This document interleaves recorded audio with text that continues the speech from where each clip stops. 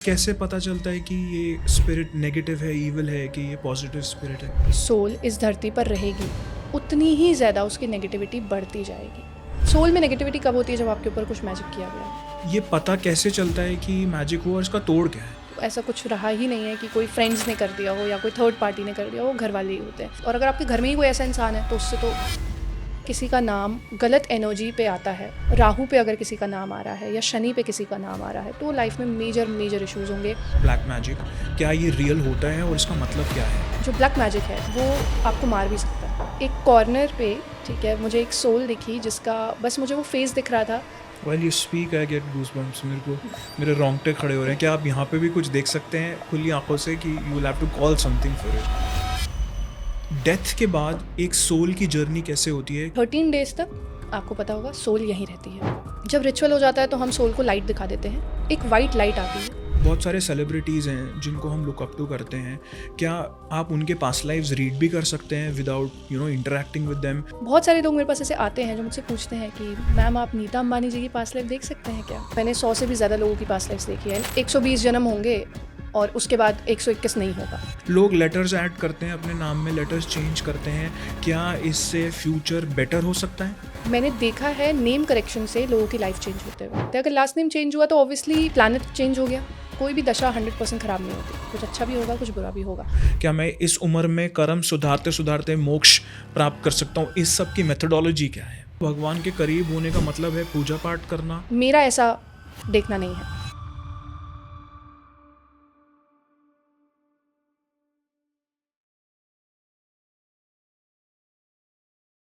Welcome to the तने Tulsani podcast, जहां हम रियल कॉन्वर्जेशंस करते हैं रियल इम्पैक्ट पर। आज हमारे साथ हैं Anna Arora, also known as astro Anna, जो spiritually past lives, Akashic records और सोल वर्क में काफ़ी डीपली काम करती रही हैं। उनका काम सिर्फ एस्ट्रोलॉजी या हीलिंग तक लिमिटेड नहीं है, बल्कि लोगों के एक्सपीरियंसेस, उनके कार्मिक पैटर्न्स और उनके लाइफ लूप से डायरेक्टली जुड़ा हुआ है। आज की कॉन्वर्जेशन में हम बात करेंगे पास्ट लाइफ रिग्रेशन, कार्मिक साइकिल्स, स्पिरिट्स, पैरानॉर्मल एक्सपीरियंसेस और कैसे ये सब इंसाइट्स लोगों की लाइफ को इन्फ्लुएंस करते हैं। इतनी छोटी उम्र में उन्होंने इतना ज़्यादा ज्ञान प्राप्त किया है कि वाइल कन्वर्सिंग आप रियलाइज़ करेंगे कि आप बिना किसी रश के, बिना किसी फ़िल्टर्स के, आप बहुत कुछ समझ पाएंगे इस पूरी कॉन्वर्जेशन में। चलिए शुरू करते हैं ये कॉन्वर्जेशन। सो आज के एपिसोड में हम डिस्कस करेंगे कर्मा, सोल, पास्ट लाइफ के ऊपर। तो सबसे पहले आप हमें ये बताएं कि एक सोल क्या होती है? ओके, सो देखिए, सोल से ही सब कुछ है। Like you are a soul, I am a soul. We are not a, like we are human body, but अभी ह्यूमन बॉडी इस लाइफ में ख़त्म हो जाएगी। So soul is the, like is the starting point. And ऐसा है कि soul की जो जर्नी है वो बहुत ज़्यादा लंबी होती है। ऐसा नहीं है कि सोल 50 to 60 ईयर्स में ख़त्म हो जाएगी। सोल की जर्नी बहुत ज़्यादा लंबी है। एंड हमारी लाइफ में जो भी कुछ हो रहा है, whatever we are facing currently, और वट एवर, लाइक जो भी हमारे साथ अच्छा हो रहा है, it is depending upon the soul only. Soul ही पॉजिटिविटी को अट्रैक्ट करती है एंड सोल ही नेगेटिविटी को भी अट्रैक्ट करती है। And it is related to a past life karmas, because soul को सब कुछ याद रहता है। हमारे कॉन्शियस माइंड को चीज़ें याद नहीं है, बट हमारी जो अंदर की जो सोल है उसको सारी पास्ट लाइफ्स का डेटा उसमें स्टोर है, और वो उसी डेटा के बेसिस पे पॉजिटिविटी एंड नेगेटिविटी अपनी करंट लाइफ में अट्रैक्ट करती है। So, while you're studying this science of tarot or you're studying the other related sciences, क्या आप इसको पढ़ते पढ़ते किसी सोल को देख सकते हैं? Okay, it is very much true कि मैं देख सकती हूँ। और अगर मैं अपना पर्सनल एक्सपीरियंस भी आपको शेयर करूँ, सो येस, मैंने देखा है। मेडिटेशन करके हम करते हैं ये सब चीज़ें, बट जैसे जैसे हम मेडिटेशन करते हैं हम उसमें थोड़ा सा प्रोफेशनल हो जाते हैं। तो लाइक अपनी खुली आंखों से भी हम वो चीज़ें देख सकते हैं, हम वो चीज़ें फ़ील कर सकते हैं। सो येस, मेडिटेशन में भी हमने देखा है जब हम मैजिक एंड ऑल से डील करते हैं या फिर जब हम आकाशिक रिकॉर्ड से डील करते हैं। बट येस, अभी रिसेंटली मेरे साथ बहुत सारे ऐसे फेजेस हो रहे हैं जब खुली आंखों से भी वो चीज़ें कभी कभी हमें दिख जाती हैं। कोई एग्जाम्पल देंगे आप? मुझे एक्चुअली आज के एग्जाम्पल भी जानने हैं और ये एग्जाम्पल भी जानने हैं कि आपने पहली बार ये कब महसूस किया। जब मैंने फर्स्ट टाइम मेडिटेशन करी थी, like I was jumping into someone's Akashic records. Akashic records के लिए ही हम मेडिटेशन करते हैं, and Akashic records is full of souls, क्योंकि वहाँ पे सोल की ही जर्नी की बात हो रही है, सोल के ही कार्मिक चीज़ों की बातें हो रही हैं। इस पे भी हम और इन डिटेल अभी बात करेंगे। जब मैं मेडिटेशन कर रही थी, जैसे ही मैं आकाशिक रिकॉर्ड्स में एंटर हुई, वहाँ पे एक कॉर्नर पे, ठीक है, मुझे एक सोल दिखी जिसका बस मुझे वो फेस दिख रहा था। एंड आई डोंट नो वो मेल फीमेल, तो सोल का कोई जेंडर नहीं होता है, मैं वो नहीं आपको बता सकती हूँ, but that soul was smiling, seeing me, as if कि सोल को पता हो कि मैं एंटर करने वाली हूँ या मैं आने वाली हूँ। And that face was very very creepy. मुझे आज भी वो फेस याद है, एंड इस चीज़ को बहुत साल हो चुके हैं, बट मुझे आज भी वो चीज़ याद है, और मैं उससे बहुत डर गई थी क्योंकि वो मेरा फर्स्ट एक्सपीरियंस था। एंड उसके बाद जैसे रात को ड्रीम्स में भी वो चीज़, वो फेस मुझे दिखता था। अब तो नहीं दिखता, बट पहले शुरुआत में दिखता था। तो वो मेरा ऐसा एक्सपीरियंस था जिससे मैं बहुत ज़्यादा डर गई थी, बिकॉज़ वो मेरा फर्स्ट एक्सपीरियंस था। बट जैसे जैसे किया तो मेडिटेशन में डर लगना ख़त्म हो गया, क्योंकि वो अब हम कर रहे हैं बहुत टाइम से। लेकिन अभी अराउंड 1 से 2 महीने से ही मुझे ऐसा भी होता है कि अगर मैं कहीं जा रही हूँ तो मुझे वो चीज़ें फ़ील हो जाती हैं या मुझे वो चीज़ें दिख जाती हैं। टू बी वेरी ऑनेस्ट, ये मेरी फैमिली को भी नहीं पता है, बिकॉज़ अब पता चल जाएगा। फैमिली से ये चीज़ें नहीं शेयर की जाती हैं, बिकॉज़ वो डर जाते हैं थोड़ा-सा। लेकिन हाँ, अपने घर में भी कुछ-कुछ एक्सपीरियंसेस हुए हैं, जहाँ मैं अभी रह रही हूँ, कि मुझे एक शैडो दिख गई अपने कॉरिडोर से ऐसे जाते हुए, ठीक है, लेफ़्ट टू राइट। बट वो बहुत, मतलब Was it while you were calling it or you were doing something or it no, was random? It was random. अच्छा। क्योंकि हमारा ऑरा ओपन हो चुका है इन चीज़ों को लेके, तो ये चीज़ें हम अट्रैक्ट भी करते हैं, फिर खुद को हमें प्रोटेक्ट भी करना होता है, और ये चीज़ें दिख जाती हैं। But like it was very fast, मतलब वो जो शैडो थी ना, ये अभी रिसेंट की मैं बात बता रही हूँ, 3 दिन पहले की बात है ये। इतना फास्ट होता है कि बस आपको ये लगता है कि कुछ तो गया है, and that was a black shadow. But और वो शैडो ऐसा होता है ना कि ये जो स्पिरिट्स हमें दिखती हैं वो ग्राउंड से ऊपर होती हैं, मतलब दे वो फ्लोटिंग, मतलब उनके जो, पहली बात तो उनके कोई लेग्स वगैरह नहीं होते हैं, मतलब उनका ऐसे कोई फिगर नहीं है कि हाथ हैं या लेग्स ऐसे ऐसे है, ऐसा कुछ भी नहीं है। वो फ्लोट करते हैं और वो And हमें, like an object moving? या ऑब्जेक्ट मूविंग, या फिर आप ये कह सकते हो smoke moving. But it was a black smoke, जो अभी 2-3 दिन पहले ही मेरे साथ ये रिसेंट हुआ है। एक ये था जो अभी तो बहुत रीसेंट है, और एक इससे पहले का मैं बताऊँ तो ये चीज़ मेरे घर में ही हुई थी, क्योंकि हम ज़्यादा टाइम घर में ही रहते हैं या फिर ऑफिस में रहते हैं, तो ये सारी चीज़ें वहीं होती हैं जहाँ हम हैं। ये अभी 1 महीने पुरानी करीब बात मैं आपको बता रही हूँ, कि मेरे घर में मुझे एक कॉर्नर पे एक सोल दिखी थी, and it was like evening time 6 to 7। घर में ऐसे कोई था नहीं, इतना सिर्फ मैं ही थी, और मुझे वो एक सोल एक कॉर्नर पे दिखी थी। और ऐसा हमें बताया जाता है कि जब ऐसी सोल्स हमें दिखती है तो हमें उनसे कांटेक्ट नहीं करना है। लाइक जब हमें काम नहीं है उनसे कुछ, वो सिर्फ हमें दिख रही हैं, अपनी एग्जिस्टेंस दिखा रही हैं, तो हमें उनसे बेवजह कांटेक्ट नहीं करना होता है, बिकॉज हमें नहीं पता है कि वो ईवल है या वो अच्छी स्पिरिट है या क्या है। बेवजह नहीं हमें कांटेक्ट करना होता है, बट हाँ, ये चीज़ें दिखती हैं। अभी ये चीज़ें थोड़ा सा कॉमन हो गई हैं। और ये कैसे पता चलता है कि ये स्पिरिट नेगेटिव है, इविल है, कि ये पॉजिटिव स्पिरिट है? अगर आपको ये जानना है कि वो नेगेटिव है पॉजिटिव है, अगर आपको वो ओपन आई से दिख रही हैं, आंखें खोल के अगर आप उन्हें देख पा रहे हो, तो अगर कोई साइकिक होगा, अगर किसी में साइकिक एबिलिटीज़ होंगी या किसी का ऑरा बहुत ज़्यादा सेंसिटिव होगा, तो उसको देख के with in a few seconds और मे बी फ्यू मिनट्स आप पता कर सकते हो कि वो नेगेटिव है पॉजिटिव है। उनसे बात नहीं करनी होती है आपको, बस आपको उन्हें देखना होता है, उन्हें ऑब्जर्व करना होता है कि वो कैसे दिख रहे हैं, क्या है उनकी एनर्जी क्या है। लेकिन वो आप तभी कर सकते हो जब आपकी साइकिक एबिलिटीज़ बहुत हाई हों। और मेडिटेशन में तो हमें साफ पता लग जाता है कि क्या नेगेटिव है क्या पॉजिटिव है, क्योंकि मेडिटेशन में क्या होता है, हमारे एंसेस्टर्स, हमारे स्पिरिट गाइड्स हमें सारे आंसर्स दे रहे होते हैं, तो वहाँ पे हमें खुद से आंसर नहीं करना होता है, हमारे स्पिरिट गाइड्स एंसेस्टर्स हमें आंसर कर रहे होते हैं। बट अब अगर हम मेडिटेशन में नहीं हैं तो वो हमें खुद से जज करना है कि जो सामने स्पिरिट है वो नेगेटिव है पॉजिटिव है। So it will take few seconds और फ्यू मिनट्स टू जज। While you speak, I get goosebumps. मेरे रोंगटे खड़े हो रहे हैं। क्या आप यहाँ पे भी कुछ देख सकते हैं खुली आंखों से कि you will have to call something for it? नहीं, देखो, कॉलिंग मुझे सही नहीं लगती है, क्योंकि बेवजह कॉल नहीं करना है किसी को भी, क्योंकि जब हमें ज़रूरत नहीं है तो नहीं करना है। बिकॉज वो पैरेलली जी रहे हैं, मतलब यहाँ पे होगा बहुत कुछ, बहुत सारी सोल्स होंगी, बट ऐसा नहीं है, सोल अपनी ही मर्ज़ी से मैनिफेस्ट करती है। मतलब अगर सोल आपको प्रेजेंस अपनी दिखाना चाहेगी तो ही दिखाएगी, अदरवाइज़ आप कितनी भी कोशिश कर लें, आप कुछ भी गेम्स, बहुत सारे आजकल ट्रेंडिंग गेम्स होते हैं ना, आप वो भी खेल लेंगे, जब तक सोल की मर्ज़ी नहीं होगी तब तक आप उसको नहीं देख सकते। सो यहाँ तो मुझे ऐसा कुछ नहीं दिख रहा है। सो आपने एक पॉइंट और बताया कि 13वीं तक 13 डेज तक उस फैमिली मेम्बर्स में ही स्पिरिट रहती है। क्या उसके बाद वो स्पिरिट अगर धरती पर ही रहती है तो क्या वो ट्रैवल करती है कहीं और, उसको ना भी जाना हो लेकिन क्या वो कहीं और भटक सकती है कि वो आसपास ही रहती है उस फैमिली में? देखो, वो सोल की अपनी मर्ज़ी है, वो कहीं पे भी ट्रैवल कर सकती है, ठीक है? लेकिन मोस्टली जो सोल होती है वो अपने फैमिली मेम्बर्स, अपने आस-पास ही रहना पसंद करते हैं, क्योंकि सोल को ना ये रियलाइज़ करने में भी या ये मानने में भी बहुत टाइम लग जाता है कि अब हमारी डेथ हो चुकी है। सोल को ये रियलाइज़ भी नहीं होता है, ठीक है? जैसे मैंने कहा कि सोल सब कुछ देख रही होती है 13th डे तक, है ना? कि कौन रो रहा है, कौन परेशान है, कौन जो भी सिनेरियो चल रहा होता है उस टाइम आपके घर पे। सो सोल सब देख रही है, तो सोल को ना बहुत दुःख होता है ऑब्वियसली कि वो अपने फैमिली मेम्बर्स के लिए कुछ कर नहीं पा रही है, ठीक है? और सोल को ये रियलाइज़ करने में टाइम लग जाता है कि अच्छा, अब मैं नहीं हूँ, अब मैं सिर्फ एक सोल हूँ, ठीक है? तो ये रियलाइज़ेशन में भी बहुत टाइम लग जाता है, बहुत महीने भी चले जाते हैं कभी-कभी तो। सिर्फ 13 डेज़ नहीं, बहुत महीने भी चले जाते हैं। और 13 डे के बाद जो लाइट आती है, अगर सोल उसमें मना कर देती है कि मैं नहीं जाऊँगी उस लाइट में, तो वो सोल कहीं भी ट्रैवल कर सकती है, वो तो सोल की अपनी मर्ज़ी है। बट वो कोशिश करती है अपने आस-पास ही लोगों के साथ रहने में। जो स्पिरिट्स रह जाती हैं वो टनल के थ्रू पास ऑन नहीं करती, वो इविल क्यों होती है? क्या उनका कोई फ्री विल है? क्या उसके पीछे कॉन्सेप्ट है? देखो, सोल जाएगी या नहीं जाएगी उस लाइट के थ्रू, वो डेफिनेटली फ्री विल है, ठीक है? और जो सोल रह जाते हैं, वो ऐसा नहीं है कि 100% सारी सोल नेगेटिव होती हैं या 100% पॉजिटिव होती हैं, दोनों ही 50-50 कह सकते हो आप।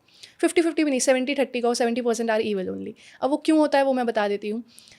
क्या होता है कि सोल रुकती क्यों है यहाँ पे, उसका फ्री विल क्यों है? क्योंकि वो किसी ना किसी चीज़ से अटैच होती है। या तो उसका कोई मोह है, कोई अट्रैक्शन है किसी इंसान से। जैसे मान लो कि आपको किसी से प्यार है, लेकिन आपकी डेथ हो गई किसी भी रीज़न की वजह से, लेकिन आपको तो प्यार है, आपको तो रहना है उसके साथ, तो आप रुक जाओगे, ठीक है? आप उसके साथ रहोगे, ठीक है? वो ज़िंदा है, आप उन्हें, ऐसा नहीं है कि आप उन्हें टच कर सकते हो, टच नहीं कर सकते क्योंकि आप तो सोल हो। लेकिन हाँ, आपका बस एक मोह है, एक अट्रैक्शन है उनसे, तो आप रहोगे। अब ये तो इंसान की बात हो गई। बहुत सारी जो सोल्स हैं वो किसी ना किसी चीज़ से भी अटैच हो जाती हैं। जैसे कि आप जैसे शूटिंग वगैरह करते हो, तो आपका कोई फेवरेट कैमरा है, मान लो आपका कोई मनपसंद कैमरा है या आपने बहुत महंगा लिया था, आप उससे बहुत अटैच हो। लेकिन अगर आपकी अनटाइमली किसी चीज़ की वजह से डेथ हो गई, या कैसे भी डेथ हो गई, या जब टाइम लिखा है, जब डेस्टिनी है तब आपकी डेथ हो जाएगी, तो आपके पास फ्री विल आएगी कि आप जा रहे हो या नहीं। तो हो सकता है कि आपकी सोल कहे कि नहीं, मैं नहीं जाऊँगी, मैं तो इस कैमरे से कनेक्टेड हूँ, तो मैं इस कैमरे में ही अटैच रहूँगी, ठीक है? आपने बहुत सारी चीज़ें देखी होंगी कि लोग हॉन्टेड चीज़ें होती हैं, बहुत हॉन्टेड थिंग्स होती हैं, हॉन्टेड फ़ोटोज़ होती हैं, हॉन्टेड डॉल्स होती हैं। तो वो क्या है? वो यही है कि एक सोल मरने के बाद एक पर्टिकुलर चीज़ से अटैच हो जाती है, वो उसका मोह है, ठीक है? तो इस तरीके से सोल चूज़ करती है। और नेगेटिव क्या होता है ना, जितना ज़्यादा सोल इस धरती पर रहेगी, उतनी ही ज़्यादा उसकी नेगेटिविटी बढ़ती जाएगी। Once the soul has left the body, जैसे बहुत लोगों की दूसरी शादियाँ होती हैं just because of the fact कि उनके हस्बैंड की या वाइफ की डेथ हो गई, लेकिन उनकी दूसरी शादियाँ भी नहीं चलती। क्या उसमें उनकी प्रीवियस वाइफ या हस्बैंड के सोल का भी कोई रिलेशन है जिसकी वजह से उनकी शादियाँ नहीं चल रही, बिकॉज उनके सोल्स उनके साथ अटैच्ड हैं कि वो उनको छोड़ ही नहीं रहे, जिसकी वजह से वो आगे मूव ऑन नहीं कर रहे हैं? या is there any kind of magic around them that is happening because उनका सोल जो उनकी फर्स्ट वाइफ या फर्स्ट हस्बैंड का है वो गया ही नहीं? क्या ये भी कोई रीजंस हैं जिसकी वजह से बहुत लोगों की शादियाँ आगे जाके भी नहीं चलती हैं? देखो, ये हो सकता है रीज़न, मतलब इसको 100% नहीं कह सकते हम कि यही है। वो तो चेक करके पता लगेगा कि ये रीज़न है, या फिर उनका कोई प्लानिटरी रीज़न भी हो सकता है कि एक इंसान के प्लैनेट्स ख़राब हों कि उसकी मैरिज लाइफ अच्छी नहीं चल रही है, तो ये भी रीज़न हो सकता है। लेकिन हाँ, बहुत केसेस में ये भी हो सकता है कि अगर आपके पार्टनर की डेथ हो गई है, फर्दर अगर आपने मैरिज कर ली, तो वो नहीं चल रही है बिकॉज ऑफ दैट सोल, क्योंकि वो सोल नहीं चाहती है, वो सोल आपसे प्यार करती है, वो सोल आपके साथ ही रहना चाहती है। तो अगर आप किसी और के साथ रहेंगे तो वो सोल बीच में आपके प्रॉब्लम्स क्रिएट करेगी। So it can be the reason, but 100% नहीं है। सो पास्ट लाइफ कैसे फिगर आउट होती है? आज के डेट में बहुत ज़्यादा इसके बारे में बात किया जाता है, टर्मिनोलॉजी भी है रिग्रेशन के नाम से। So and it is been trending like you said lot. So what is the concept behind it? Okay, so देखिए, पास्ट लाइफ का कॉन्सेप्ट अभी से नहीं है। अभी तो ये बहुत ट्रेंड चल रहा है, तो अभी हमें पता है कि अभी 4-5 साल से बहुत ट्रेंडिंग टॉपिक चल रहा है, बहुत सारे लोग सीख भी रहे हैं। लेकिन ये पास्ट लाइफ का कॉन्सेप्ट बहुत टाइम से चलता आ रहा है। एंड अगर हम अपनी हिंदू मैथोलॉजी की बात करें तो पता नहीं कितने हज़ारों सालों से ये चलता आ रहा है, क्योंकि हमारे रिलीजन में ही ये है कि हम पास्ट लाइफ्स में मानते हैं, हम पिछले जन्म में मानते हैं। सो इसका जो जर्नी है, मैं यहाँ से शुरू करूँगी कि जब हमारी डेथ हो जाती है, सो जो सोल है, हमारे बहुत सारे रिचुअल्स होते हैं और वो सोल को हम एक रास्ता दिखाते हैं आगे का, कि आपका ये रास्ता है, आप आगे जाइए।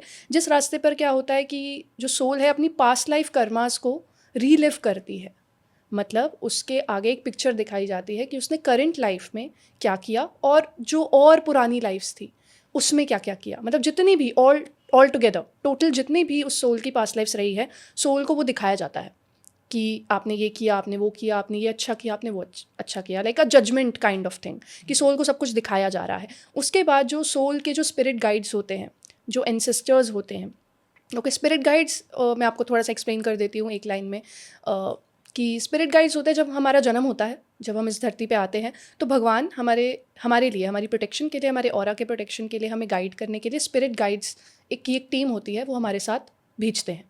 Like there are 3 to 4 teams, मतलब 3 to 4 people in a team, ज़्यादा भी हो सकते हैं बट 3-4 आर द मिनिमम, ठीक है, क्योंकि भगवान को बहुत सारे काम हैं, आई बिलीव, ठीक है। सो अपने मतलब अपने बिहाफ पे वो 3-4 लोग भेजते हैं, तो वो स्पिरिट गाइड्स होते हैं, कुछ हमारे एंसेस्टर्स होते हैं, ठीक है। सो जब सोल इस धरती को छोड़ जाती है, तो उसको जब जो वो रीलिव करती है, उसके बाद उसकी जजमेंट होती है, उसके एंसेस्टर्स, उसके स्पिरिट गाइड्स सोल को बताते हैं कि आपने ऐसा ऐसा किया, इस जन्म में आपने ये गलती करी, ठीक है, करंट लाइफ जहाँ अभी आपकी डेथ हुई है उस जन्म में आपने ये सब किया था।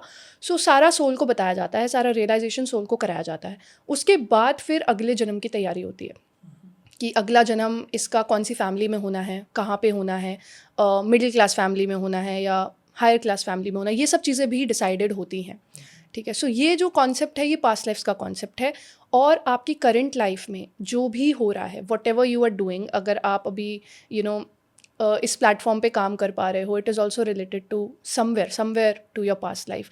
आपके जितने भी एक्सपीरियंसेस रहे हैं, career, finance, relationship, health, whatever, जिस भी चीज़ से related, every single thing is related to your past lifes. So हम ज़्यादातर जैसे बहुत सारे एग्जाम्पल्स हैं, हम कहते हैं कि अरे यार उसको देखो, ये बड़ा लकी है, इसके साथ ये सारी चीज़ें हो रही हैं। तो क्या इसमें कोई कर्म के, कार्मिक डेट्स या कार्मिक क्रेडिट नोट्स के कोई कॉन्सेप्ट होते हैं while you are reading this? बहुत सारे लोग बोलते हैं कि मेरे साथ ही क्यों हो रहा है, और उनको समझाने के लिए बड़े लोग बोलते हैं ये तुम्हारे कार्मिक डेट्स हैं। So if you could just explain about that as well, कि इसकी सच्चाई क्या है और इसका मतलब क्या है? ओके, देखिए, कार्मिक डेट्स, कार्मिक लेसन्स, कार्मिक कॉन्ट्रैक्ट्स, बहुत सारे वर्ड्स यहाँ पे आते हैं।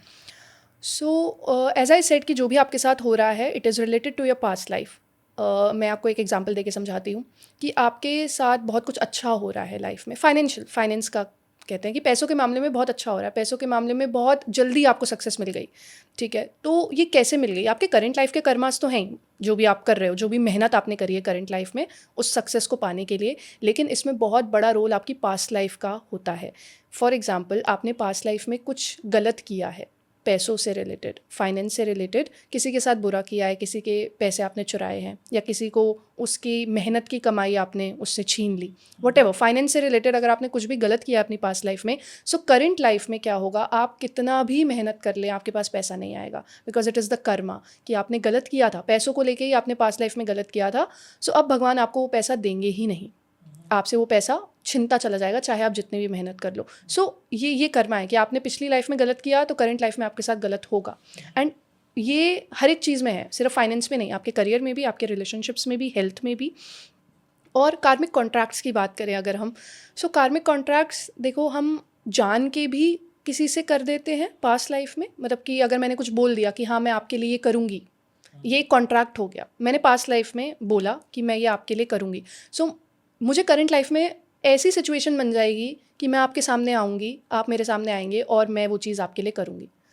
सो इट इज़ अ कॉन्ट्रैक्ट, ठीक है। वो चाहे मैंने जान के किया हो या फिर मैंने अनजाने में कर दिया हो, बट मैंने अगर आपको कुछ बोला है कि मैं आपके लिए वो करूँगी, और अगर मैं वो नहीं कर पाई उस लाइफ में, सो करंट लाइफ में भगवान ऐसी सिचुएशन बना देंगे, भगवान हम दोनों को मिला देंगे कि मुझे आपके लिए वो करना ही पड़ेगा, बिकॉज वो मैंने आपसे बोला है कि मैं आपसे करूँगी, या मैंने आपसे कोई प्रॉमिस किया है या कोई प्लेज लिया है कि मैं आपके लिए करूँगी। या फिर ऐसा कि आई ओ यू समथिंग, पास्ट लाइफ में कुछ ऐसा हुआ जहाँ पे मेरी ये सिचुएशन आई कि आई ओ यू समथिंग, सो मुझे वो करंट लाइफ में सिचुएशन ऐसी बनेगी कि मुझे आपके लिए वो करना ही पड़ेगा, मेरे पास कोई ऑप्शन नहीं है, ठीक है। और वो ऐसा नहीं है कि मतलब मुझे याद रहेगा, ऑब्वियसली मुझे अपनी पास्ट लाइफ याद नहीं रहेगी जब तक मैं देखूंगी नहीं उस पास्ट लाइफ को जाके, बट भगवान सिचुएशन ही ऐसी बना देते हैं कि मुझे आके आपको वो करना ही पड़ेगा जो मैंने आपसे प्रॉमिस किया है, ठीक है।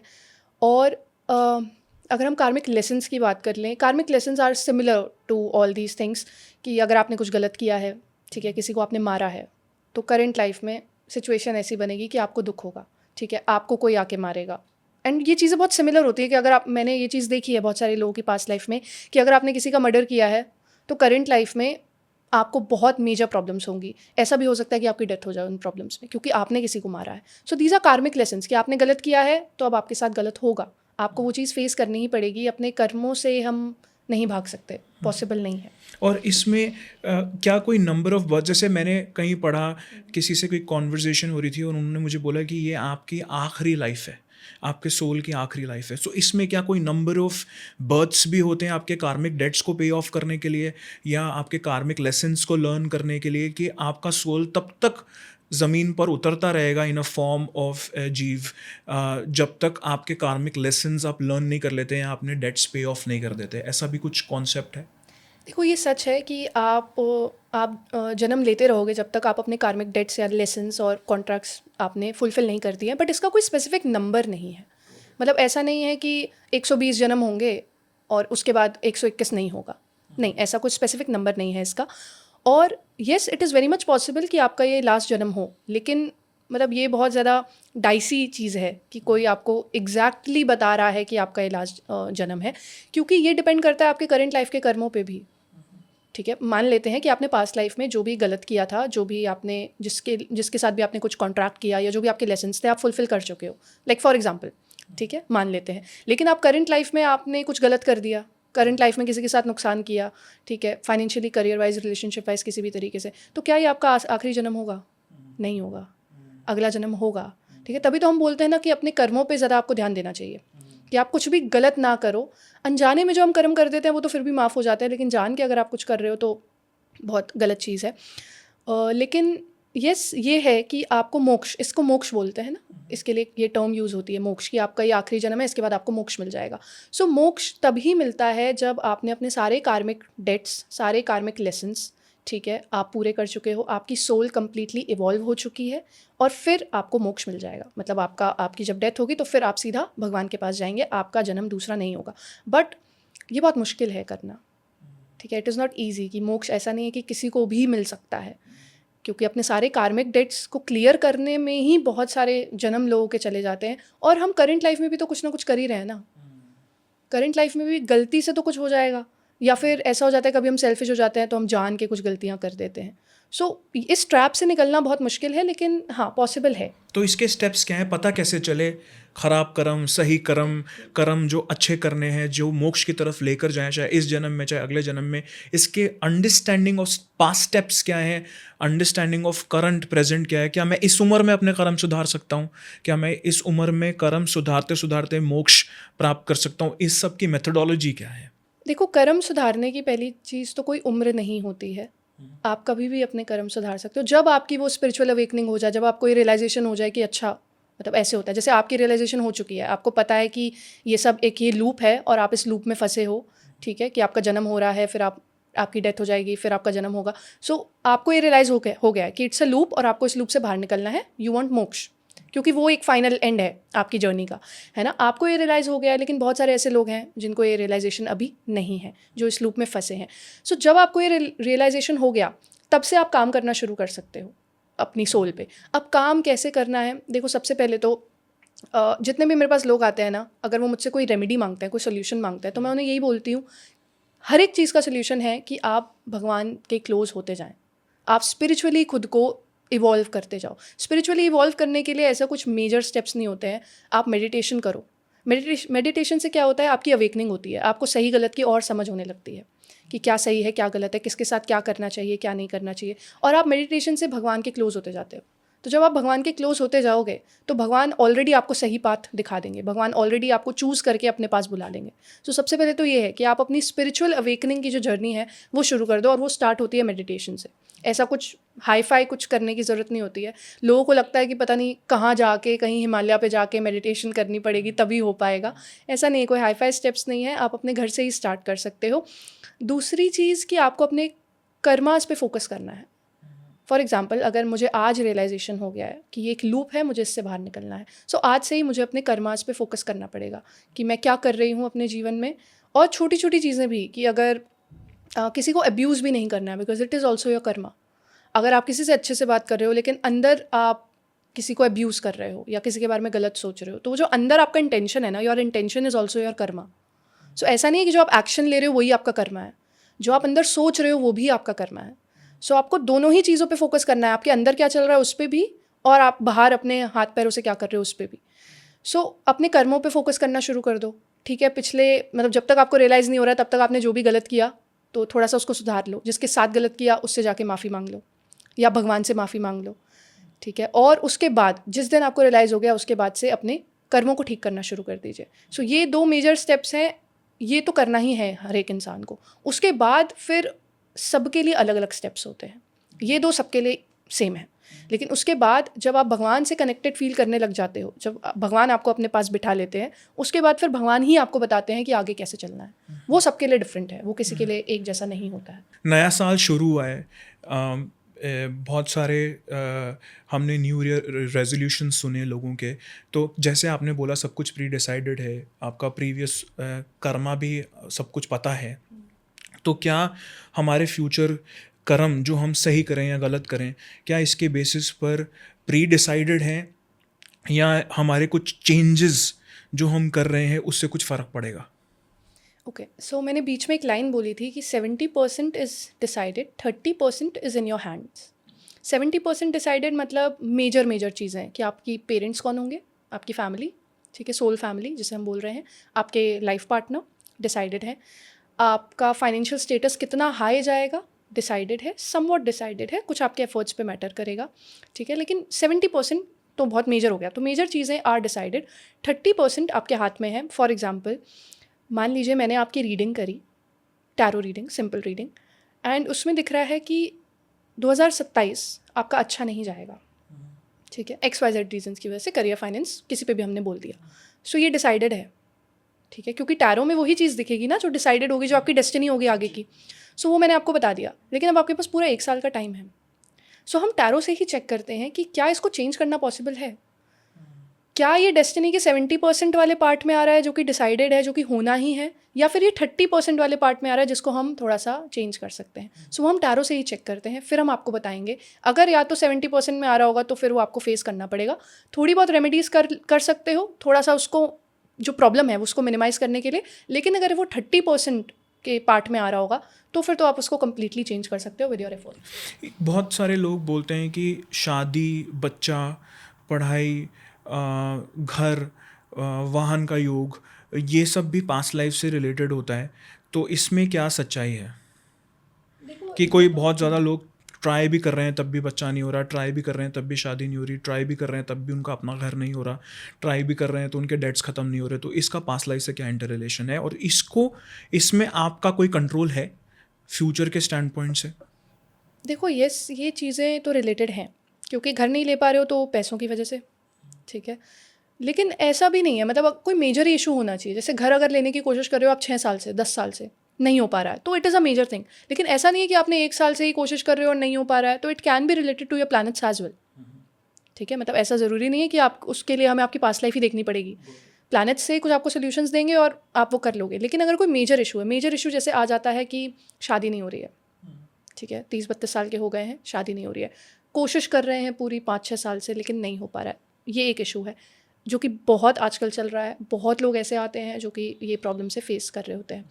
दूसरा इशू है कंसीविंग इशू, कंसीविंग नहीं हो रही है, ट्राई कर रहे हैं नहीं हो रही है, 3-4 साल हो गए मैरिज के, 10 साल हो गए मैरिज के, कंसीविंग नहीं हो रही है, लोग मेडिकल ट्रीटमेंट्स ले रहे हैं, बहुत सारी चीज़ें चल रही हैं। तो येस, ये सारी चीज़ें भी रिलेटेड हैं। और अगर फाइनेंशियल इश्यूज़ आपके चल रहे हैं जिस वजह से आप घर नहीं ले पा रहे हो, लेकिन वो बहुत मेजर टाइम से चल रहा है, बहुत लंबे समय से चल रहा है, तो भी ये सब चीज़ें कनेक्टेड हैं आपके तो पास। क्या इस पर्टिकुलर चीज़ पर आपको अपना फ्यूचर भगवान पर या अपने कर्मों पे छोड़ देना चाहिए, कि are there any remedies also to this?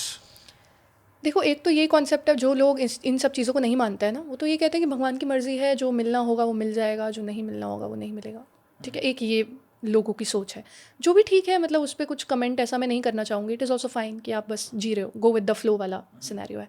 लेकिन बहुत सारे लोग हैं जो थोड़ा सा बेटर करना चाहते हैं, जिनकी सिचुएशन बहुत ही वर्स है और वो उससे थोड़ा बेटर होना चाहते हैं। उनके लिए येस, आप ये सारी चीज़ें कर सकते हो, ये सारी चीज़ों से आपको सोल्यूशंस मिलेंगे। ऑब्वियसली चीज़ों को ठीक होने में टाइम लगेगा। जो लोग PLR कराते हैं, पास्ट लाइफ रिग्रेशन थेरेपी, या आकाशिक रिकॉर्ड्स रीडिंग से अपने कार्मिक डेट्स, कॉन्ट्रैक्ट्स को देखते हैं, उसको ठीक करते हैं, ऐसा नहीं है कि आपको विद इन अ डे आपको रिजल्ट मिलेगा उसका, नहीं। क्योंकि आपकी 200 साल से जो मतलब 200 साल पुरानी जो आपकी पास्ट लाइफ है, उससे जो प्रॉब्लम अभी तक चलती आ रही है, वो एक दिन में तो ठीक होगी नहीं ना।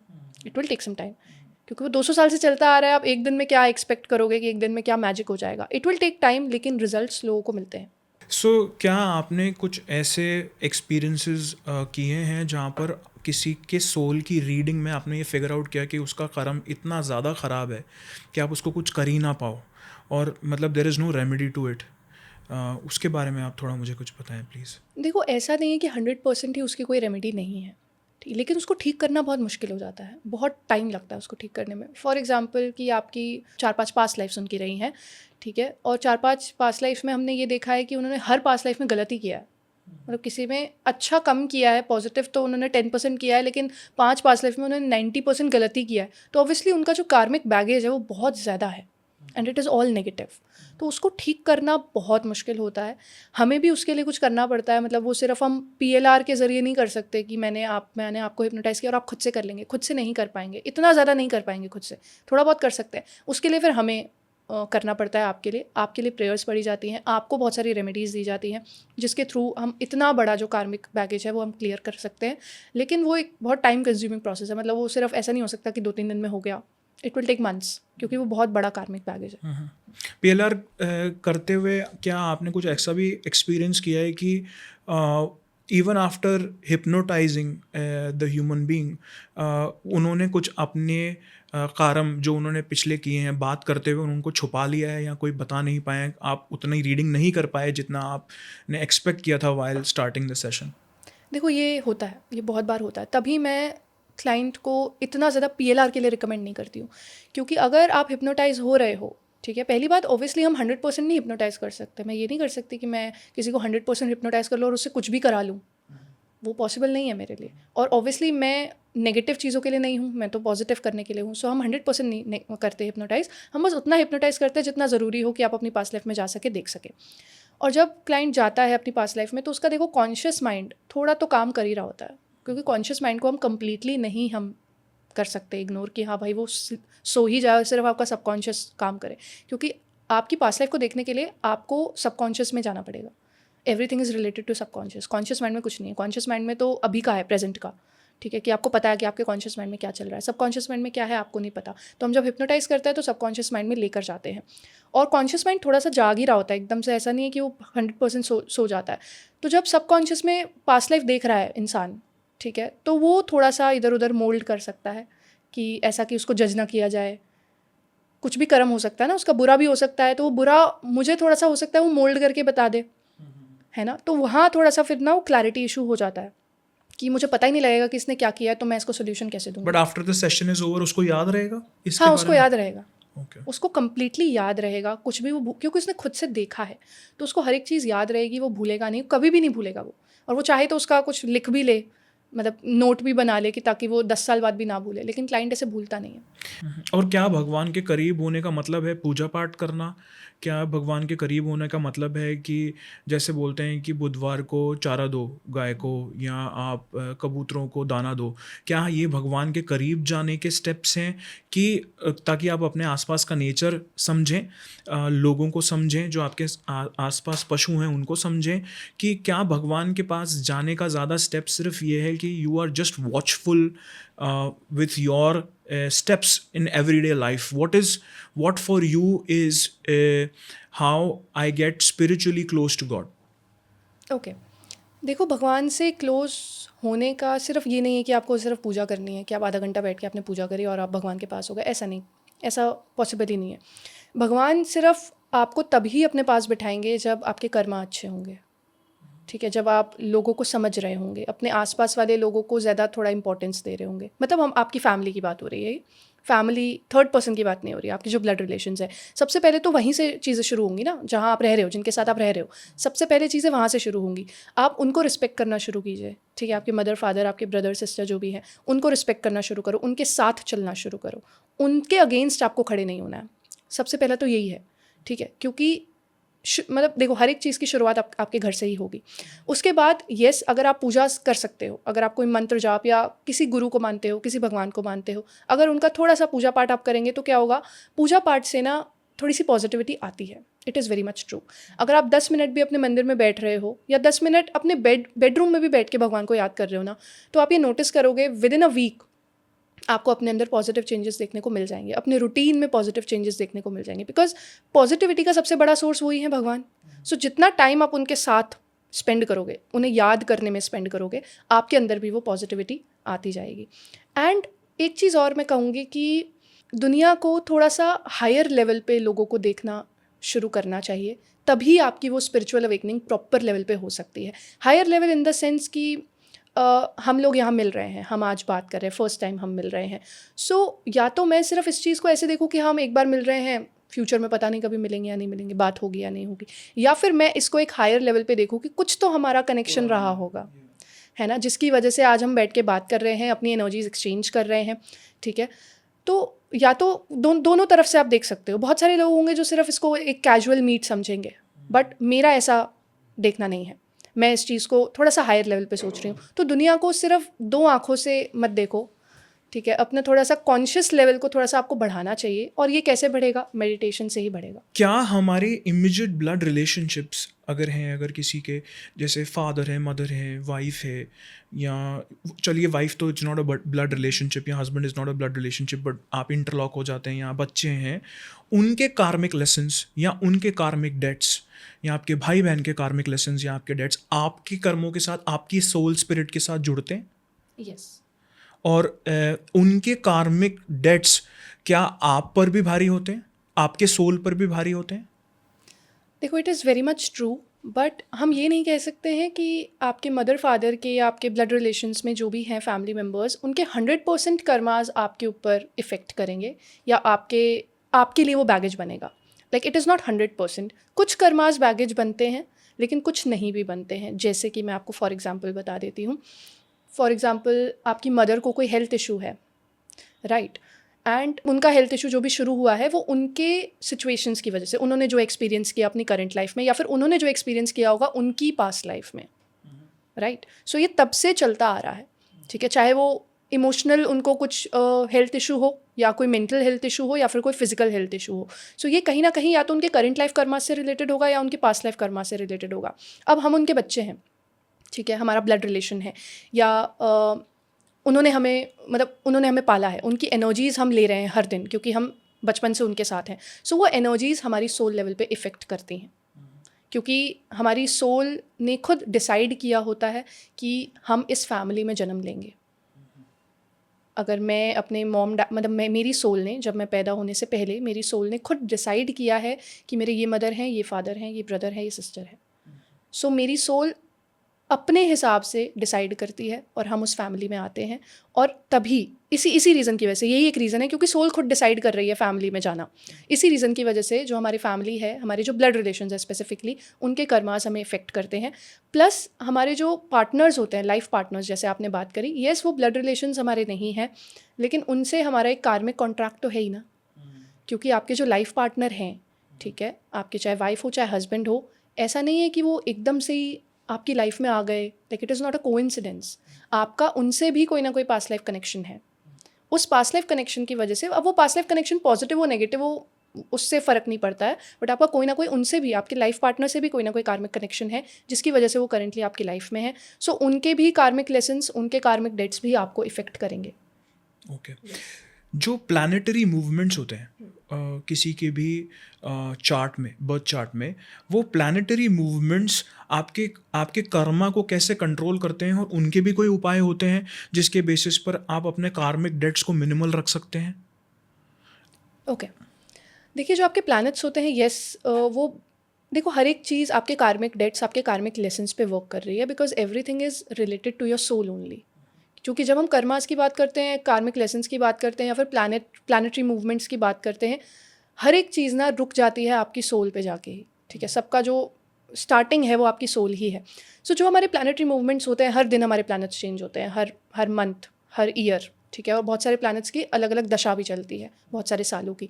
सो ये दशा हमारे कार्मिक लेसन्स के बेसिस पे ही चलती है। फॉर एग्ज़ाम्पल कि आपके कार्मिक लेसन्स ऐसे हैं कि आपको करंट 1 साल में आपको XYZ आपने जो कर्मा किया था वो आपको फेस करना है। मतलब it is pre decided, everything is pre decided, ठीक है। सो मान लीजिए ये डिसाइडेड था कि आपको इस 1 साल में 2026 में XYZ आपने जो पास्ट लाइफ में कर्मास किए हैं वो आपको फेस करने हैं। अब आपके पास कोई ऑप्शन नहीं है, आपको करना ही पड़ेगा, because it is pre decided. अब उस हिसाब से आपके प्लैनेट्स वर्क करेंगे आपके लिए, क्योंकि प्लैनेट्स भी कब किधर जा रहे हैं, कौन से साल आपका कौन सा प्लैनेट एक्टिव है, वो भी प्री डिसाइडेड है। Everything is pre decided. ऐसा नहीं है कि आप कुछ नया आप कर लोगे। 30% is in your hand, but 70% is everything is predecided. So आपके प्लैनेटरी जो मूवमेंट हैं वो भी प्री डिसाइडेड हैं आपके कार्मिक लेसन्स के बेसिस पे। A lot of astrologers or a lot of people who understand past life regression or a lot of people who do tarot, वो बहुत ज़्यादा लोगों को इन्फ्लुएंस करते हैं कि आपका लक तो इस सेलिब्रिटी की तरह है, आपका लक तो सलमान खान की तरह है, आपका लक तो शाहरुख खान की तरह है। सो उनकी पास्ट लाइफ अंडरस्टैंडिंग के बेसिस पर क्या लोग महसूस कर सकते हैं कि भाई आप while you are studying the past life, आप किसी सेलिब्रिटीज़ का पास्ट लाइफ भी स्टडी कर सकते हैं, जिसके बेसिस पर आप किसी को कोरिलेट करके बता सकते हैं कि आपका पास्ट लाइफ और आपका फ्यूचर इसकी तरह बनने वाला है, और is it just a marketing gimmick to make people wear their stones और बेसिस द एस्ट्रोलॉजी। तो इसका क्या अंडरस्टैंडिंग है? देखिए ये तो सिर्फ एक मार्केटिंग गेम है मेरे हिसाब से। ऑब्वियसली हो सकता है आपके हिसाब से कुछ और हो, इसको देखने का तरीका। बहुत सारे लोग हैं तो सबके अलग अलग ओपिनियंस हैं। मेरा जो ओपिनियन है, it is just a marketing game, because हर एक की पास्ट लाइफ अलग होती है। मैंने आज तक, अगर मैं अपना बताऊं तो मैंने 100 से भी ज़्यादा लोगों की पास्ट लाइफ्स देखी है, खुद से भी देखी है, और फिर हम लोगों को भी उनकी पास्ट लाइफ में लेके जाते हैं। इस पे हम और इन डिटेल बात करेंगे। लेकिन मैंने खुद से जो देखा है वो मैंने 100 से भी ज़्यादा लोगों की पास्ट लाइफ्स देखी है, and each and every past life is different. कुछ ऐसा नहीं था जो सिमिलर हो, ठीक है। तो हर एक की पास्ट लाइफ डिफरेंट है, बिकॉज हर एक की करंट लाइफ भी तो डिफरेंट है ना। आप ये देखेंगे ना कि अगर शाहरुख खान की लाइफ डिफरेंट है, मेरी लाइफ डिफरेंट है, सो हमारे कर्मास कैसे सेम हो सकते हैं, हमारी पास्ट लाइफ कैसे सेम हो सकती है जब हमारी करंट लाइफ डिफरेंट है। सो ये सिर्फ एक गेम है कि आपको एक तो थोड़ा सा आपको साइकोलॉजिकली आपसे खेल जाना कि अरे आपकी तो शाहरुख खान जैसी पास्ट लाइफ है, तो आप तो इतना सक्सेस आपको मिलेगा, आप ये कर लीजिए, ये रेमेडी कर लो, इतना सक्सेस आपको मिल जाएगा।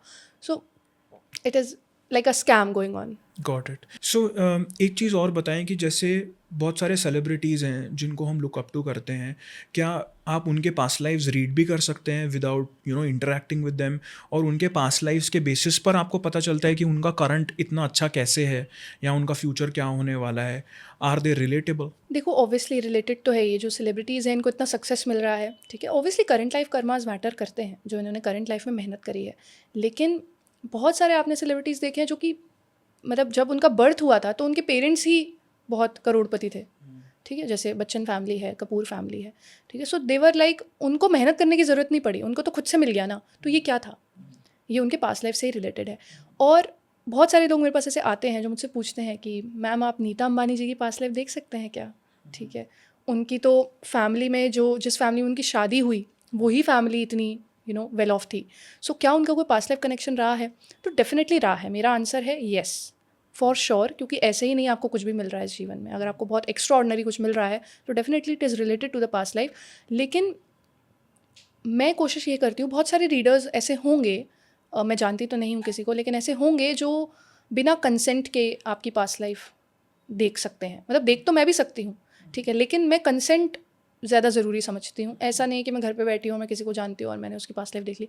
इट इज़ नॉट लाइक, नहीं करना चाहिए ऐसा, टू बी वेरी ऑनेस्ट। तो मैं नहीं करती हूँ। Got it. अब आप मुझे थोड़ा सा पास्ट लाइफ की रीडिंग कैसे होती है, क्या आप थेरेपीज़ यूज़ करते हैं जिसके बेसिस पर you understand a soul, and then what the current circumstances of the soul are, वो कैसे होता है? उस पूरी साइंस को हमें पढ़ाएं।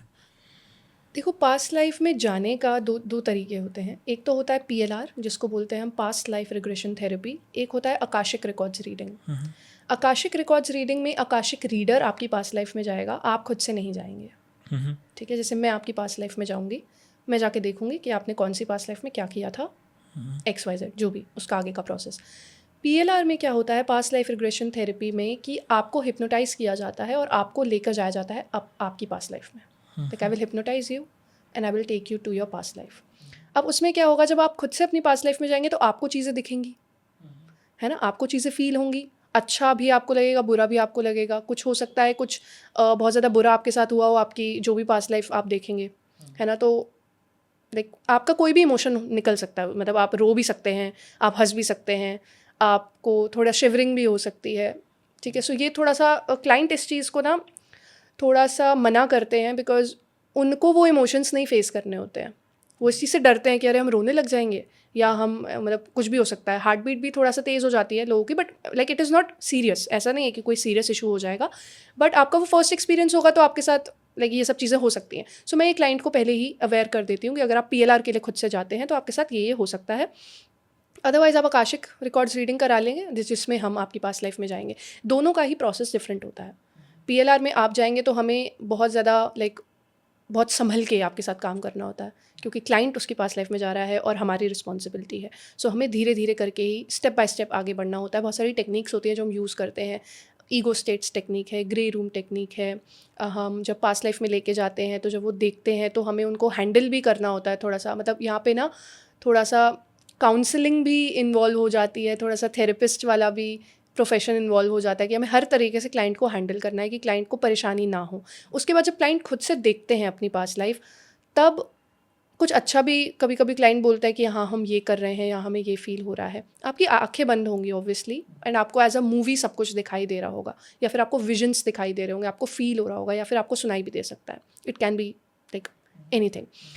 एंड उसके बाद बहुत सारी टेक्निक्स होती हैं जिससे हम सॉल्व करते हैं। ठीक है, री राइटिंग टेक्निक्स होती हैं, रीस्क्रिप्टिंग टेक्निक्स होती हैं, बहुत सारी प्रेयर्स होती हैं जो हमें करनी पड़ती हैं। वो आपके कर्मास पे डिपेंड करता है कि आपके किस तरीके के कर्मा है। जब हम आकाशिक रिकॉर्ड्स रीडिंग खुद से करते हैं, मतलब जब मैं आपकी पास्ट लाइफ में जाऊंगी, सो हमें खुद को ही प्रोटेक्ट करना है बस, क्योंकि आपका तो उसमें कोई काम ही नहीं है, आपको प्रोटेक्ट नहीं करना है। तो उसमें थोड़ा सा टेंशन कम हो जाती है हमारी कि हमारे ऊपर क्लाइंट की रिस्पॉन्सिबिलिटी नहीं है, हमारे ऊपर सिर्फ अपनी रिस्पॉन्सिबिलिटी है। सो हमें खुद को प्रोटेक्ट करना है, हमें आकाशिक रिकॉर्ड्स में जाना है। And Akashic records is the world of soul as I told you earlier. So खुद को बहुत ज़्यादा प्रोटेक्ट करना होता है क्योंकि वहाँ पे सोल्स ही सोल्स हैं और वहाँ पे आपको लेके नहीं जाया जा सकता है बिकॉज आप वो सब चीज़ें नहीं कर रहे हो खुद को प्रोटेक्ट करने के लिए। सो अगर आपसे कोई सोल लैच हो गई या अगर क्लाइंट को कोई प्रॉब्लम हो गई तो वो हमारी रिस्पॉन्सिबिलिटी हो जाती है। तो इसलिए हम आकाशिक रिकॉर्ड्स में क्लाइंट को नहीं लेके जाते हैं।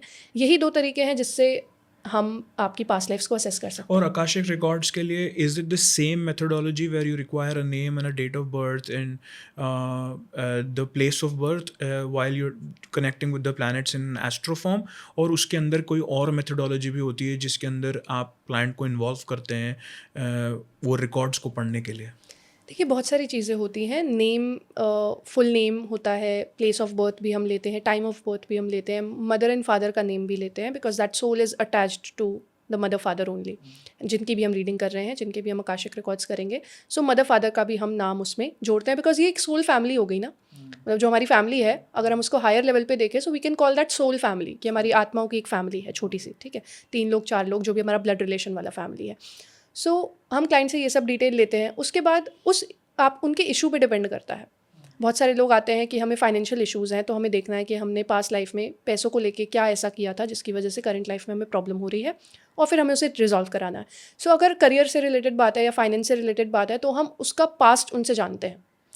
लाइक क्लाइंट से जो फर्स्ट सेशन होता है, फर्स्ट कंसल्टेशन होता है आकाशिक रिकॉर्ड्स रीडिंग का, उसमें हम क्लाइंट से इन डिटेल बात करते हैं उसके इशू के बारे में, जो भी हमें इंफॉर्मेशन चाहिए होती है। फाइनेंशियल अगर इशू है तो हम सब पूरा पास्ट जानेंगे, कब से उन्होंने काम करना शुरू किया था, कब से अर्न करना शुरू किया था, क्या उनका ग्रोथ स्केल रहा है। अगर रिलेशनशिप इशू है तो अगर कोई पर्टिकुलर रिलेशनशिप इशू है, फॉर एग्जांपल हस्बैंड से रिलेशन इशू है, सो हम जानते हैं कि आपकी मैरिज कब हुई थी। हस्बैंड का भी डेटा हम लेंगे, हस्बैंड का नेम, डेट ऑफ बर्थ, सब चीज़ें। तो आकाशिक रिकॉर्ड्स रीडिंग में बहुत इन डिटेल हमें बात करनी होती है क्लाइंट से। हम पूरा उनसे सब कुछ पूछते हैं कि आपका पास्ट पूरा क्या रहा है, कैसा रहा है। एंड उसके बाद फिर हम अपना थेरेपी जो और भी है क्या शुरू ये करते हैं। साइकेट्रिक इश्यूज़ को भी सॉल्व करने के लिए आपके पास आपको हेल्प मिलती है इसके अंदर? फॉर एग्जांपल अगर किसी के कोई बाइपोलर ट्रेट्स हैं या किसी को बाय बर्थ कोई प्रॉब्लम्स हैं, तो क्या do you use this methodology for repairing the problems in soul as well? Yes, किसी ये सारे हेल्थ इश्यूज़ ही हो गए ना, चाहे जी। वो मेंटल इलनेसेस हों या फिर हमारा फिजिकल हेल्थ इशू हो। इन सारी चीज़ों को, ये सारी चीज़ें भी एक्चुअली आपके पास्ट लाइफ कर्मों से ही रिलेटेड है।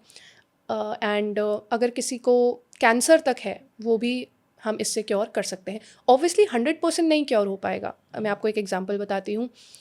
मेरे पास एक क्लाइंट ही आया था जिनकी मदर को डेमेंशिया था, एंड उनकी मदर का तो एक्चुअली बहुत अलग ही सिनेरियो था, लाइक मैजिक एंड ऑल था। लेकिन मैं आपको एक एग्जांपल देके समझा रही हूँ। हमने उनकी पास्ट लाइफ देखी एंड हमने वो चीज़ ठीक कर दी। तो क्या उनका डेमेंशिया 100% चला जाएगा? नहीं, क्योंकि जो बॉडी पे जो ऑलरेडी नुकसान हो चुका है, वो तो रिपेयर हम नहीं कर सकते हैं 100%, because we are not god ना। लेकिन हाँ, हम उसको इतना हम रिपेयर कर देंगे कि वो आपको मेजर इशू नहीं देगा और आगे वो प्रॉब्लम बढ़ेगी नहीं। हम उसको इतना कर सकते हैं, क्योंकि बॉडी पे जो नुकसान हो चुका है वो तो हो ही चुका है ना। अगर आपकी किडनी ख़राब हो गई है, तो ऐसा थोड़ा ना है कि हम आपकी पास्ट लाइफ देख के आपकी किडनी सही कर देंगे। वो तो डैमेज हो चुका है बॉडी को, तो वो डैमेज रहेगा, लेकिन फ्यूचर के लिए हम आपको प्रोटेक्ट कर देंगे कि वो डैमेज ज़्यादा बढ़े ना। तो हम ये सारी ही इलनेसेस के साथ कर सकते हैं। सो आपका कोई पास्ट लाइफ रिग्रेशन सेशन कोई रहा है जिसमें आपको, जब आप कोई रीड कर रहे हो कुछ, तो आपको वो अनबिलीवेबल लगा हो या वो आपके लिए बहुत बड़ा बाउंसर हो जो आप बताना चाहें? ओके, सो मैं आपको अपने शुरुआत के सेशंस का ही मैं आपको बताऊंगी, क्योंकि अब ये चीज़ थोड़ी सी नॉर्मलाइज हो गई है हमारे लिए भी, क्योंकि हम अब ये चीज़ करते रहते हैं। लेकिन जब शुरुआत में क्लाइंट थी, ऑब्वियसली मैं उनका नाम नहीं आपको बता सकती, तो उनका मैरिज से रिलेटेड कोई इशू था। एंड जब हमने उनका पीएलआर किया, पीएलआर में क्या होता है, उन्हें हिप्नोटाइज करना होता है और उनको लेके जाना है उनकी पास्ट लाइफ में। सो जब वो अपनी पास्ट लाइफ में गए, एंड ये सेशन ऑनलाइन चल रहा है, वीडियो कॉल पे ये सेशन चल रहा है, जूम कॉल पे। सो मैं उन्हें देख पा रही हूँ, उनकी आंखें बंद हैं और वो आराम से बैठे हैं अपने बेडरूम में, और मैं अपने ऑफिस में बैठी हूँ। सो मैं उन्हें कमांड्स दे रही हूँ और वो उस कमांड को फॉलो कर रही हैं। लाइक कमांड्स इज़ कि आपको थोड़ा सा डीप ब्रीदिंग करनी है, थोड़ा सा काम रहो, क्योंकि क्लाइंट को हमें शुरुआत से काम रखने की ज़रूरत होती है, ताकि वो क्लाइंट एकदम से मतलब उसे कोई प्रॉब्लम ना हो जाए। सो ये सब चल रहा है, बहुत बहुत स्मूथ चल रहा है सब। एकदम से क्या हुआ कि शी स्टार्टेड शिवरिंग। पहले तो वो धीरे धीरे शिवरिंग स्टार्ट हुई, लाइक बहुत लो लेवल पे, तो ठीक है, लाइक इट इज़ नॉर्मल। लेकिन धीरे धीरे क्या हो गया कि वो बहुत ज़्यादा ही शिवर करने लगी, मतलब उनकी पूरी बॉडी ऐसे हिल रही है, नोटिसेबल है वो। ठीक है, जैसे शिवरिंग कभी कभी नोटिसेबल नहीं होती अगर आपने बहुत सारे कपड़े पहने हैं, लेकिन वो प्रॉपरली शेक कर रही हैं। और तब टू बी वेरी ऑनेस्ट मुझे नहीं समझ में आया कि मैं क्या करूँ, बिकॉज वो मेरा भी इनिशियल डेज थे, तो मुझे नहीं समझ में आ रहा है कि मैं क्या करूँ, मैं इनको कैसे, मतलब कैसे कंट्रोल करूँ। सो आई डोंट नो, वो भगवान साथ होते हैं ना, तो सब कुछ हो जाता है। सो मैंने उनको कहा कि आप बस मेरी आवाज़ सुनिए, आप कुछ मत सुनो। सो मैंने उनको कुछ कुछ बोला, कुछ कुछ कमांड्स दी, ठीक है। और मैंने उनसे पूछा कि आपको दिख क्या रहा है, मतलब ऐसा आपने क्या देख लिया जिसकी वजह से आप एकदम से ऐसे शेक करने लगे। सो मैंने ये सब सवाल पूछे, वो जवाब दे रहे हैं मुझे। लाइक ऐसा नहीं है कि वो चुप हो गए हैं, वो she is not conscious, she is very much conscious, वो जवाब दे रहे थे मुझे। एंड आई डोंट नो कैसे मैंने उनको काम किया, मुझे भी नहीं पता, मतलब मैं आपको ये बता ही नहीं सकती, एक्सप्लेन नहीं कर सकती। वो मेरे लिए इतना ज़्यादा शॉकिंग था और मेरे लिए इतना मुश्किल था, लाइक 15 to 20 मिनट्स मुझे लग गए उनको स्टेबल करने में। सो ये एक ऐसा एक्सपीरियंस है जो मैं नहीं भूल सकती। वो बहुत स्केरी था मेरे लिए भी, कि मुझे ऐसा लग रहा था कि कुछ गलत इनके साथ ना हो जाए, मतलब मेरे को तो कोई नुकसान नहीं हो रहा है, बट इनके साथ कुछ ना हो जाए, इनको कोई प्रॉब्लम ना हो जाए। तो ये बहुत ज़्यादा स्केरी था। रीडिंग के भी कुछ टाइम होते हैं? किसी पर्टिकुलर टाइम पर रीडिंग होती है? देखिए, पीएलआर एंड आकाशिक के लिए ही ये होता है रीडिंग का टाइम, कि आप मतलब मैं ऐसा करती हूँ कि मैं इवनिंग के बाद नहीं करती हूँ, बिकॉज लाइक सनसेट के बाद, because it is related to the past lifes, the souls और ये सब चीज़ें। तो हम वो चीज़ें टच नहीं करते हैं इवनिंग के बाद, क्योंकि इवनिंग के बाद यहाँ जो एनर्जीज है ना वो बढ़ जाती हैं। पीएलआर का, आकाशिक रिकॉर्ड्स रीडिंग का, टैरो का, एस्ट्रोलॉजी का क्या रिलेशन है? देखो, ये सारी ही चीज़ें रिलेटेड हैं, आपके कर्मा बेस्ड हैं, क्योंकि एस्ट्रोलॉजी जो आपका चार्ट बनता है, कुंडली जो आपकी बनती है, वो आपकी कैसे बन रही है, वो आपके कर्मा के बेसिस पे ही बन रही है। थोड़ा सा और इन डिटेल मैं समझाती हूँ। एस्ट्रोलॉजी बनती है आपके प्लेस ऑफ बर्थ से, आपके डेट ऑफ बर्थ से, आपके टाइम ऑफ बर्थ से, ऐसे ही बनती है एस्ट्रोलॉजी, ठीक है, आपकी जो कुंडली बनती है। सो आपका जो प्लेस ऑफ बर्थ है वो डिसाइडेड है पहले से ही, ठीक है। आपका डेट ऑफ बर्थ डिसाइडेड है, आपका टाइम ऑफ बर्थ डिसाइडेड है, ये सारी चीज़ें प्री डिसाइडेड है. एज आई टोल्ड यू ना कि सोल खुद डिसाइड करती है. सो हर एक चीज़ डिसाइडेड है, आपकी सोल और आपके भगवान ने ये सब चीज़ें डिसाइड करी है. आप इस धरती पे कब आओगे, कितने बजे, कितने समय और किस डेट पे, सब चीज़ें डिसाइडेड हैं. उस बेसिस पे आपकी कुंडली बनती है. सो आपकी कुंडली भी तो प्री डिसाइडेड ही हुई ना एक तरीके से, क्योंकि कुंडली जिससे बन रही है जिन चीज़ों से, वो भी प्री डिसाइडेड है. सो आपकी कुंडली डिसाइडेड हो गई, और फिर उसमें जो प्लैनेट्स हैं वो भी प्री डिसाइडेड हो गए. ठीक है, और फिर अब उन प्लैनेट्स के ही बेसिस पे आपके साथ आगे चीज़ें होंगी तो वो भी प्री डिसाइडेड हो गई. ठीक है, तो एवरीथिंग इज़ प्री डिसाइडेड. अब ये जो आपकी किस दिन आपको पैदा होना है, किस डेट पे आपको पैदा होना है, किस टाइम पे पैदा होना है, वो डिसाइडेड कैसे हुआ, मतलब उसको डिसाइड करने का क्या क्राइटेरिया है. क्राइटेरिया ये है आपके पास्ट लाइफ कर्मास. जी. ठीक है, सो पास्ट लाइफ कर्मास भी कनेक्टेड हो गए आपके डेट ऑफ बर्थ, आपके टाइम ऑफ बर्थ से. Time of birth is related to the kundli. So ये सारी ही चीज़ें आपकी एक साथ ही चलती हैं. लोग कहते हैं कि कोई भी अच्छा एस्ट्रोलॉजर या टैरो रीडर पास्ट बहुत अच्छा बता पाता है या करंट सिनेरियो बहुत अच्छा बता पाता है, लेकिन फ्यूचर प्रिडिक्ट करना बहुत डिफ़िकल्ट है और उसकी एक्यूरेसी मीट करना और भी ज़्यादा डिफ़िकल्ट है. ऐसा क्यों बोला जाता है, और क्या पास्ट फिगर आउट करना या चार्ट में दिखाना ज़्यादा आसान है versus what the future is? देखिए, ये डिपेंड करता है रीडर टू रीडर.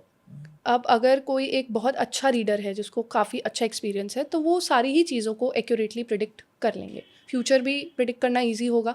लेकिन जब स्टार्टिंग स्टेज होती है किसी भी हीलर की, किसी भी रीडर की, तो फ्यूचर प्रिडिक्ट करना मुश्किल हो जाता है.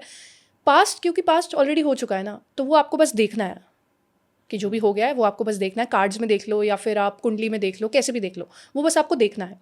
ठीक है, उसमें आपको कुछ नहीं करना है. जो हो चुका है वो बस आपको रीड आउट करना है. और प्रेजेंट भी हो ही चुका है, वो बस आपको रीड आउट करना है. लेकिन फ्यूचर क्या है, फ्यूचर हुआ नहीं है अभी. फ्यूचर प्रिडिक्ट करने के लिए आपको थोड़ा सा हायर लेवल ऑफ नॉलेज चाहिए. अब नॉलेज में ये प्रैक्टिकल नॉलेज की मैं बात कर रही हूँ, मतलब थ्योरेटिकल नॉलेज नहीं, कि जैसे टैरो कार्ड्स का जब हमने शुरुआत में जब हमने सीखा था तो हमने सारे कार्ड्स के मतलब पढ़े थे, वो थ्योरी वाला सीन था, है ना. सो थ्योरी तो कोई भी पढ़ सकता है, वो तो आप भी पढ़ सकते हो, लेकिन क्या हम प्रिडिक्शन कर पाएंगे एक्यूरेटली, वो डिपेंड करता है हमारे हायर लेवल ऑफ कनेक्शन पे, कि हमारा हायर सेल्फ से क्या कनेक्शन है, हमारे यूनिवर्स से क्या कनेक्शन है. तो पास्ट प्रेजेंट तो हो चुका है ना, तो उसको पढ़ना कंपैरेटिवली ईजी है. फ्यूचर को पढ़ना थोड़ा सा मुश्किल हो जाता है, प्रिडिक्शंस करनी मुश्किल हो जाती है. लेकिन अगर कोई एक्सपीरियंस्ड है तो उसके लिए आसान है. इससे न्यूमरोलॉजी का क्या इंटरकनेक्शन है? देखो, numerology is connected to the planets. Numerology में सारे प्लैनेट्स की बात होती है, आपके नेम से, आपकी डेट ऑफ बर्थ से, या आपका टाइम ऑफ बर्थ हो. वहाँ पे न्यूमरोस्कोप बनता है, आपकी कुंडली बनती है, जैसे कि एस्ट्रोलॉजी में, न्यूमरोलॉजी में न्यूमरोस्कोप बनता है. सो है तो प्लैनेट्स का ही खेलना. वहाँ भी हम प्लैनेट्स को ही रीड आउट कर रहे हैं, आपकी कुंडली में भी प्लैनेट्स को ही रीड आउट कर रहे हैं. और प्लैनेट्स का कनेक्शन है आपकी डेट ऑफ बर्थ से, ठीक है, आपके टाइम ऑफ बर्थ से, आपके प्लेस ऑफ बर्थ से, और वो सारी चीज़ें डिसाइडेड हैं as I told you. And उनका कनेक्शन है आपकी पास्ट लाइफ से. सो ये सारी ही चीज़ें, जितनी भी चीज़ें हैं, एस्ट्रोलॉजी, न्यूमरोलॉजी, टैरो, आकाशिक या फिर PLR, ये सारी ही चीज़ें एक ही पॉइंट से स्टार्ट होती हैं, बस तरीके अलग अलग हैं. लोग लेटर्स ऐड करते हैं अपने नाम में, लेटर्स चेंज करते हैं, क्या इससे फ्यूचर बेटर हो सकता है? यस. कैसे? देखो, आपके नाम में एक प्लानिटरी एनर्जी है. जैसे मैं आपको एक एग्जांपल देके समझाती हूँ, बहुत अच्छा एग्जांपल, मेरा खुद का एग्जांपल. मेरा नाम है अना, ANA का अगर आप न्यूमरोलॉजिकली प्लानिटरी कनेक्शन देखोगे तो वो केतु से होता है. Ketu is a spiritual planet. ठीक है, Ketu is like very much imaginative, and past life से बहुत अच्छा कनेक्शन है केतु का. केतु जिनका एक्टिव होता है वो पास्ट लाइफ बहुत अच्छे से देख पाते हैं, उनकी स्पिरिचुअल अवेकनिंग बहुत जल्दी हो जाती है. मतलब ये मैं आपको कैरेक्टरिस्टिक्स अपनी नहीं बता रही हूँ, मैं केतु की बता रही हूँ. ठीक है, तो ये सब चीज़ें केतु के साथ होती हैं, जिनका अगर केतु एक्टिव है, या तो नाम में एक्टिव है या डेट ऑफ बर्थ में कई प्लैनेट्स में एक्टिव है. सो ये सब चीज़ें होती हैं, बहुत स्पिरिचुअल होते हैं ये लोग. और ये सब चीज़, ये केतु वाले जो लोग होते हैं ना, वो नेगेटिविटी को ज़्यादा अच्छे से सेंस कर पाते हैं. स्पिरिट्स या ये सब चीज़ें जिन पे भी हम बात कर रहे हैं इस पॉडकास्ट में, ये सब चीज़ें केतु वाले लोग बहुत अच्छे से कर पाते हैं. अब मेरा नाम तो बचपन से यही है, अना ही है.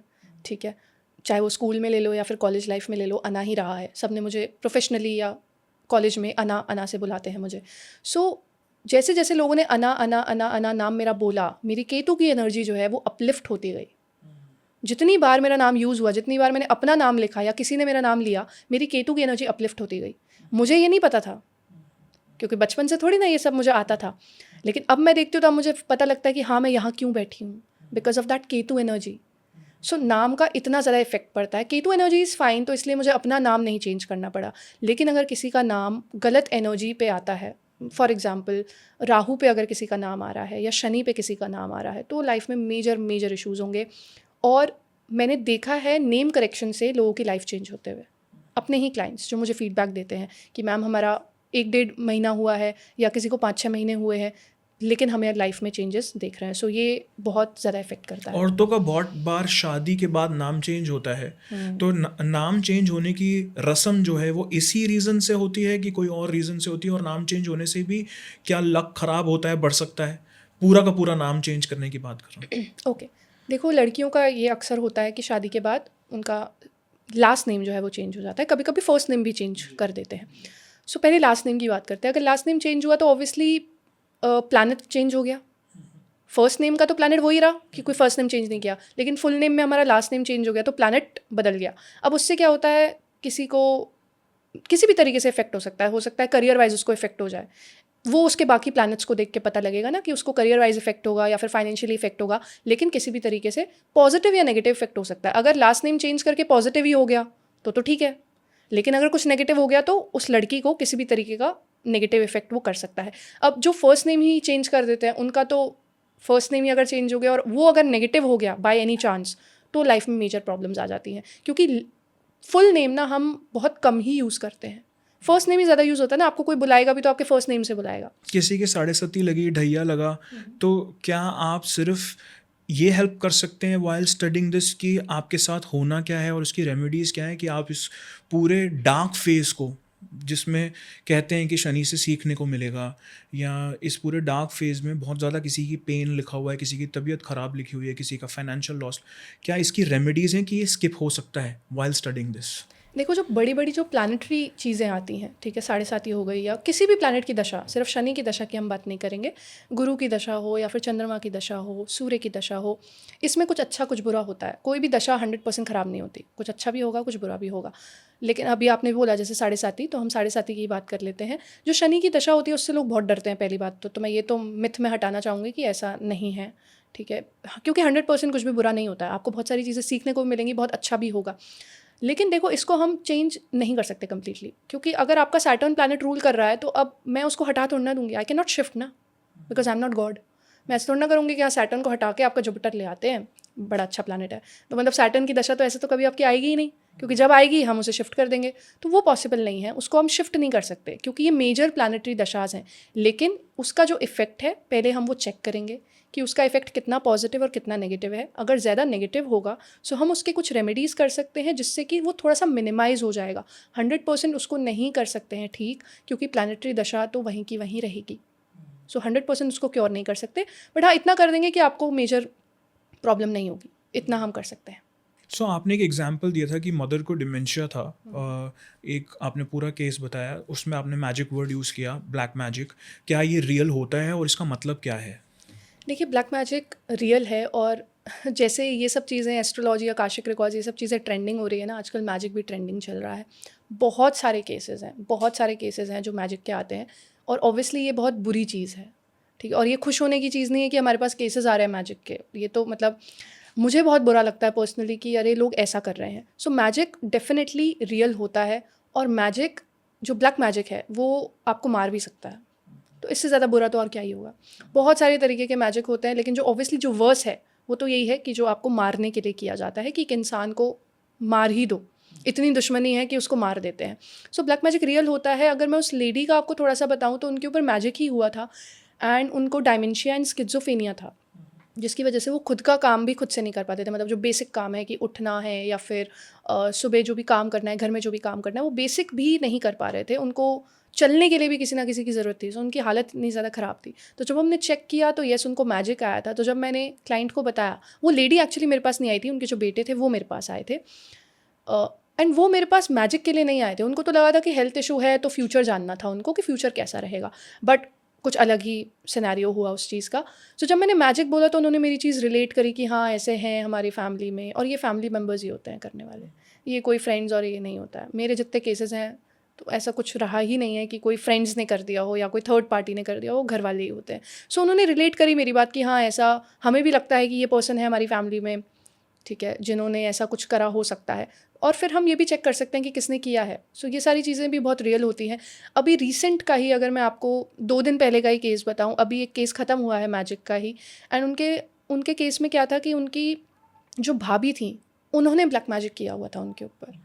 सो भाभी तो बहुत क्लोज हो गया ना, मतलब एक ही घर में रह रहे हो, है ना, तो उन्होंने उन पे मैजिक किया था, एंड वो मैजिक इस तरीके का था, इतना वर्स कि जो मेरे जो क्लाइंट है उनको कैंसर है, और कैंसर तो सबसे बड़ी बीमारी है, और कैंसर का तो ऐसा है कि किसी को कैंसर हो जाए तो इंसान बहुत ज़्यादा डर जाता है कि आगे क्या होगा, आगे लाइफ होगी भी या नहीं होगी, ये डाउट भी आ जाता है।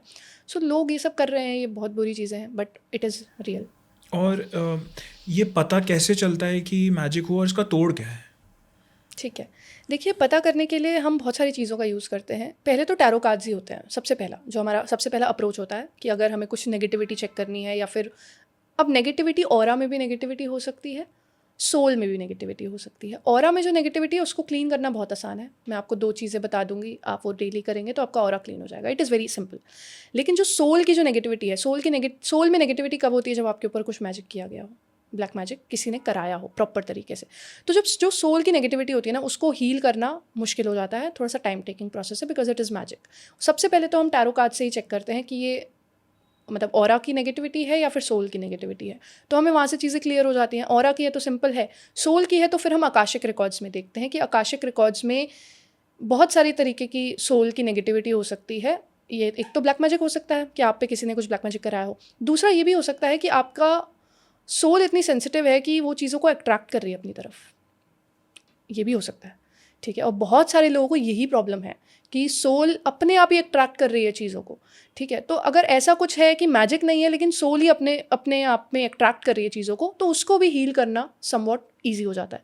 लेकिन जो मैजिक है वो हील करना बहुत ही मुश्किल है, उसमें मुझे भी बहुत अपनी पावर लगानी पड़ती है उसको हील करने में, लेकिन वो ये सब चीज़ें होती हैं आकाशिक रिकॉर्ड से ही। इसके लिए हम कुछ और मेथड नहीं यूज़ करते हैं, आकाशिक रिकॉर्ड से ही ये सारी चीज़ें हो जाती हैं। और जैसे कोई रेमेडीज़ हैं कि 7 मिर्चें जलाएं और गोल गोल घुमाएं 7 बार, क्या ये रेमेडीज़ वर्क करती हैं? कि these remedies are only to identify कि कोई किसी तरीके की नज़र लगी है या मैजिक हुआ है, और is are there any simple remedies जो आप दर्शकों को, हमारे व्यूअर्स को बता पाएँ, जो एटलीस्ट वो घर में बैठे कर पाएँ till they get their records checked, अगर उनको ऐसा कोई फीलिंग भी है? ठीक है, देखो, फीलिंग अगर आपको है किसी भी चीज़ को लेके, अगर आपको लग रहा है नेगेटिविटी है, सो वो नेगेटिविटी किसी भी तरीके की हो सकती है। जैसा मैंने कहा, आपके ऑरा में भी हो सकती है, या आपकी सोल ऐसी है कि वो नेगेटिविटी अट्रैक्ट कर रही है अपने आप ही, या फिर वो मैजिक भी हो सकता है। सो पहले तो मतलब कुछ भी हो सकता है। सो आप इसको चेक ज़रूर कराएं, अगर आपको ऐसा लग रहा है तो आप इसको चेक कराएं, एटलीस्ट आपको समझ में तो आएगा ना कि क्या है। लेकिन अगर आपको चेक नहीं कराना है, या अगर ऐसा है कि आप नहीं करा सकते हैं फॉर एनी रीज़न, तो आप ये 2-3 चीज़ें कर सकते हो अपने आप को थोड़ा सा for the time being protect करने के लिए। लेकिन ये चीज़ें टेम्पररी ही हैं। अगर कोई आपकी सोल अट्रैक्ट कर रही है नेगेटिविटी को, या अगर आप पे मैजिक हुआ है, तो ये जो मैं अभी रेमेडी बता रही हूँ, ये सिर्फ टेम्पररी आपके लिए वर्क करेंगी, परमानेंट सोल्यूशन नहीं है ये। तो परमानेंट तो आपको कुछ ना कुछ कराना ही पड़ेगा। लेकिन अगर सिर्फ आपके ऑरा में प्रॉब्लम है, तो ये 2-3 रेमेडीज़ आपके लिए परमानेंट सोल्यूशन आपके लिए काम कर जाएगी। तो आप एक चीज़ कर सकते हो, आप सॉल्ट वाटर बाथ लीजिए, it is very much common nowadays, हर एक इंसान कर रहा है। लेकिन बहुत सारे लोग हैं जो सिर्फ कर रहे हैं, उनको बेनिफिट नहीं पता है कि इंस्टाग्राम पे दिखा और हमने कर लिया, ठीक है। सॉल्ट वाटर बाथ अगर आप एक प्रॉपर इंटेंशन के साथ करते हो तो आपको ये बहुत बेनिफिट करता है। मैं पर्सनली खुद से भी कर रही हूँ, क्योंकि हमारा तो यही काम है, हमें रोज़ ही यही करना है, तो हमें अपने आप को तो प्रोटेक्ट करना पड़ता है। दूसरी चीज़ क्या कर सकते हो, सेज यूज़ कर सकते हो। सेज एक हर्ब्स का एक बंडल होता है, आप उसे बर्न कीजिए, उसका जो स्मोक होगा वो आपको अपनी पूरी बॉडी पे स्प्रेड करना है। कैसे भी, ऐसे घुमा के कर सकते हो या ऐसे भी कर सकते हो, यू कैन डू जैसे भी आपको करना है। तीसरा आप क्या कर सकते हो, सैटरडे टू सैटरडे अपने घर में कपूर और लौंग आपको जलानी है, और उसका जो भी स्मोक आएगा, बहुत ज़्यादा होगा उसका स्मोक, क्योंकि कपूर का स्मोक बहुत होता है। सो जो भी उसका स्मोक होगा वो आपको अपने पूरे घर में आपको स्प्रेड करना है। वॉशरूम्स में भी, क्योंकि ये जो नेगेटिविटी है ये इन जगहों में जाती है, स्टोर रूम्स में जाती है, वॉशरूम्स में जाती है। तो सिर्फ रूम्स में नहीं करना है, किचन में नहीं, अगर आपका कोई हॉलवे है वहाँ पे भी, वॉशरूम्स, स्टोर रूम्स, एक एक जगह आपको अपने घर में वो स्प्रेड करना है। सो ये सारी चीज़ें टेम्प्रेरी आप कर सकते हो, ये आपको टेम्प्रेरी बहुत ज़्यादा रिलीफ दे देंगी, लेकिन परमानेंट सोल्यूशन तो आपको कराना ही पड़ेगा। जैसे आपने बताया कि आपने एक सोल की आपने रिग्रेशन थेरेपी करी और आपको उनके आकाशिक रिकॉर्ड से पता चला कि उनकी भाभी ने उन पर ब्लैक मैजिक कराया, उनको कैंसर भी था, तो क्या ऐसे केसेस में आप अपने फैमिली मेम्बर्स को अबैंडन भी नहीं कर सकते, आप उस फैमिली को छोड़ भी नहीं सकते, तो इनकी क्या रेमेडीज़ हैं? देखो, सबसे पहले तो आपको वो मैजिक क्लीन कराना है, ठीक है? अब इसका भी कनेक्शन आपके पास्ट लाइफ से ही है कि मान लो कि किसी ने मेरे ऊपर मैजिक किया, फॉर एग्ज़ाम्पल, मैंने उसका कुछ नहीं बिगाड़ा है, करंट लाइफ में मैंने उसके साथ कुछ नहीं किया। जैसे मेरे जो क्लाइंट थे, उन्होंने उनकी भाभी के साथ कुछ नहीं किया, ऐसा नहीं कि कुछ गलत बोला या कुछ गलत किया हो, लेकिन स्टिल उनकी भाभी ने मैजिक कर दिया उनके ऊपर। तो ये क्या है? ये इनका पास्ट लाइफ कर्मा है, ठीक है? सो मैंने अपनी क्लाइंट की पास्ट लाइफ भी देखी थी। अब पास्ट लाइफ में XYZ चीज़ें हुई, ठीक है, जिसकी वजह से करंट लाइफ में उनकी भाभी ने उनके ऊपर मैजिक किया। अब अगर आपके घर का ही कोई बंदा है, तो आप ऑब्वियसली अपने लिए आप रेमेडीज़ करोगे, ठीक है? तो जब सबसे पहले तो आपको ये मैजिक क्लीन आउट कराना है, ये सबसे पहले रेमेडी है कि इसको ठीक तो कराना ही पड़ेगा। अदरवाइज़ तो अगर आपको कोई मेजर प्रॉब्लम हो गई उससे, आपकी डेथ भी हो सकती है। सो आपको सबसे पहले इस मैजिक को तो क्लीन कराना है। उसके बाद आप कुछ रेमेडीज़ कर सकते हो, जो कि 3-4 रेमेडीज़ होती हैं। अपने पास एक एलम होता है ना, फिटकरी, वो आपको ज़रूर रखनी है अपने पास, ठीक है? अपनी पॉकेट में रख सकते हो या कैसे भी रखो, उसको आप अपने पास रखना है। ये क्या होगा, ये आपके ऑरा को हमेशा प्रोटेक्ट करेगा। आप चाहे कहीं भी जा रहे हो, आप चाहे घर में हो चाहे बाहर हो, आपके ऑरा को ये मतलब एक इनविजिबल शील्ड है जो आपके ऑरा को प्रोटेक्ट करेगी। और अगर आपके घर में ही कोई ऐसा इंसान है तो उससे तो डेफिनेटली आपको करना ही पड़ेगा, ठीक है? सॉल्ट वाटर बाथ भी आप कर सकते हो, ठीक है? और मेडिटेशन एंड स्पिरिचुअलिटी की तरफ अगर आप जाएंगे, पूजाज एंड ऑल में जाएंगे, तो आपका ऑरा इतना ज़्यादा स्ट्रॉन्ग होता जाएगा कि फिर कोई कुछ कर ही नहीं सकता। बट सबसे पहला स्टेप तो यही है कि आपको मैजिक क्लीन आउट कराना है। क्या बुरे सपने आना भी इंडिकेशन हो सकता है ब्लैक मैजिक का? देखो, इट डिपेंड्स कि आपको क्या सपना आ रहा है, ठीक है? अगर आपको सपने, देखो अलग अलग सपने के अलग अलग मतलब होते हैं। पानी दिख रहा है तो उसका अलग मतलब है। पानी दिख रहा है, इसका मतलब ये है कि आप डिसीजन नहीं ले पा रहे हो, आप अपने थॉट्स में ही डूबे जा रहे हो, क्लैरिटी ही नहीं है, ठीक है? अगर आपको स्नेक दिख रहा है सपने में, तो मतलब ऐसा है कि आपके आसपास हिडन एनिमीज़ है। तो ये मैंने आपको एग्जांपल दे दिया, लेकिन हर एक सपने का अलग अलग मतलब होता है। लेकिन सिर्फ मैजिक वाले जो सपने होते हैं ना, जो मैंने आज तक अपने क्लाइंट से सुने हैं, तो मैजिक वाले सपने ऐसे होते हैं कि उनको सपने में कुछ स्पिरिट्स दिखाई दे रही हैं, उनको सपने में ऐसा दिखाई दे रहा है कि वो मरने वाले हैं। डेथ नहीं दिखाई दे रही है, क्योंकि डेथ हमारा ब्रेन नहीं प्रोसेस कर पाता। अगर आप अपने मतलब अगर अपने सपने में कभी आपने ऐसा कुछ एक्सपीरियंस किया हो जहाँ पे आपकी डेथ ही हो गई हो, तो उसके बाद क्या होता है, आपकी आंखें खुल जाती हैं। बिकॉज डेथ के बाद हमारा जो कॉन्शियस ब्रेन है वो प्रोसेस नहीं कर रहा सिचुएशन। हमारा ब्रेन बना ही ऐसा है कि डेथ के बाद नहीं प्रोसेस कर पाता। तो डेथ नहीं दिखती है ऐसे, मतलब जो मैजिक वाले केस में, लेकिन ऐसा फील होता है कि मैं मरने वाला हूँ या मरने वाली हूँ। और स्पिरिट्स आसपास दिखाई देती हैं। स्पिरिट्स खुली आंखों से भी उन लोगों को दिखाई देती है जिनके ऊपर मैजिक एंड ऑल किया होता है, क्योंकि मैजिक में होता ही तो ये ना कि आपके लिए स्पिरिट भेज दी गई है कि वो आपको नुकसान पहुंचा रही है। तो ड्रीम्स में मेजरली मैजिक वाला जो ड्रीम होता है, उनमें स्पिरिट्स एंड ऑल ये सब चीज़ें ही दिखाई देती हैं। सो डेथ के बाद एक सोल की जर्नी कैसे होती है? क्या वो सोल रेस्ट करता है?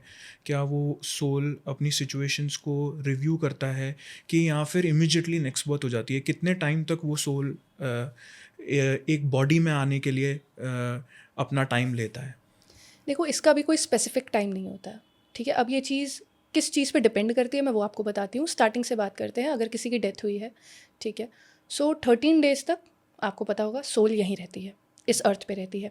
और इस अर्थ पे ऐसा नहीं है कि वो कहीं भी घूम रही है, वो हमारे फैमिली मेम्बर्स के बीच में ही रहेगी, ठीक है? जैसे होता है कि उस टाइम पे घर का सिचुएशन बहुत ख़राब होती है, लोग सैड होते हैं, रो रहे होते हैं, तो वो सोल एक कॉर्नर में खड़े होकर सारे फैमिली मेम्बर्स को देख रही होती है।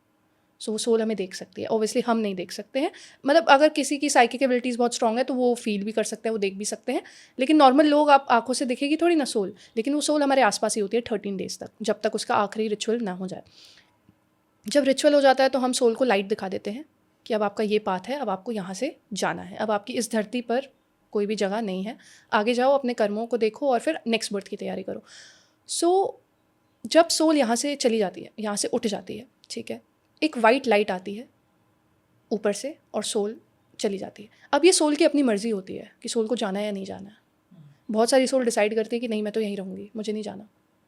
उनका कोई मोह होता है, किसी चीज़ से वो अट्रैक्टेड है, या अगर किसी की कोई इच्छा रह गई हो, आखिरी इच्छा वो पूरी नहीं हुई, तो सोल डिसाइड करती है कि नहीं, मैं तो यहीं रहूँगी, मैं नहीं जाऊँगी। तो वो सोल पे डिपेंड करता है, वो सोल की फ्री विल है कि उसे जाना है नहीं जाना है। लेकिन वाइट लाइट आती है तो मान लेते हैं कि सोल चली गई, ठीक है, उसने डिसीजन लिया कि मुझे इस धरती से जाना है। सो क्या होता है, एक बहुत लंबी सी टनल टाइप्स एक चीज़ होती है, उस टनल को सोल को क्रॉस करना होता है। अब वो टनल कितनी लंबी होगी, कितनी छोटी होगी, वो डिपेंड करेगा सोल के करंट लाइफ के कर्मों पे। मैंने जो भी कर्म किए हैं, ठीक है, उस हिसाब से अच्छे किए हैं तो बहुत जल्दी वो टनल मैं क्रॉस कर जाऊंगी आफ्टर डेथ। अगर बुरे किए हैं तो वो टनल उतनी ही लंबी होगी, एंड वो टनल पिच ब्लैक होती है। I have seen that tunnel, अपने आंखों से मैंने वो चीज़ देखी है। ऑब्वियसली मैं उस टनल में गई नहीं हूँ बिकॉज आई एम अलाइव, ठीक है, लेकिन वो टनल मैंने देखी है and it is pitch black, मतलब कुछ दिख ही नहीं रहा है, कुछ भी नहीं, कुछ भी नहीं। और कोई ऐसा वे भी नहीं है कि आप उसमें रोशनी कर सको, नहीं, वो तो डार्क ही है और आपकी सोल उससे जा रही है। अब अगर आपके बहुत ख़राब कर्म है तो वो टनल आपकी बहुत लंबी हो जाएगी, बहुत साल, पता नहीं हज़ारों साल भी लग सकते हैं, 100 साल 200 साल भी लग सकते हैं उस टनल को आपको क्रॉस करने में। जब आप वो टनल क्रॉस कर लेते हैं, ठीक है, अब इसका कोई फिक्स टाइम नहीं है ना, क्योंकि आपके कर्मों पे डिपेंड करेगा, तो उसका कोई फिक्स टाइम नहीं है कि आपको 10 साल ही लगेंगे उस टनल को क्रॉस करने में, या 20 साल ही लगेंगे, या 100 ही लगेंगे, फिक्स कोई टाइम नहीं है। उसके बाद जो आपको लाइट दिखती है, टनल के एंड में लाइट होती है, और वहाँ पे उस लाइट के बाद जब आप उस लाइट को क्रॉस करते हो तो आपके स्पिरिट गाइड्स होते हैं, आपको दिखते हैं, आपके एंसेस्टर्स दिखते हैं आपको, वो आपके साथ बैठते हैं, ठीक है, क्योंकि वो आपकी एक सोल फैमिली हो गई ना, आपके एंसेस्टर्स जो जिनकी डेथ हो गई, ठीक है, या आपके स्पिरिट गाइड्स जो कि भगवान ने आपके लिए भेजे थे, ठीक है, जब आप पैदा हुए थे, तो वो आपकी सोल फैमिली है। आप लोग सब बैठते हो, ठीक है, फिर आप लोग मतलब अपने कर्मों को देखते हो। आपके जो एंसेस्टर्स हैं, आपके जो स्पिरिट गाइड्स हैं, वो आपको रियलाइज़ कराते हैं कि तुमने ये ऐसा किया, तुमने वो वैसा किया, या पिछली जितने भी तुम्हारे जन्म रहे हैं तुमने ये गलत किया है, ये अच्छा किया है। तो सब कुछ मतलब एक प्रॉपर तरीके से ना एक पर्चा लेके वो बैठते हैं और वो आपको रियलाइज़ कराते हैं कि आपने XYZ गलत सही किया है।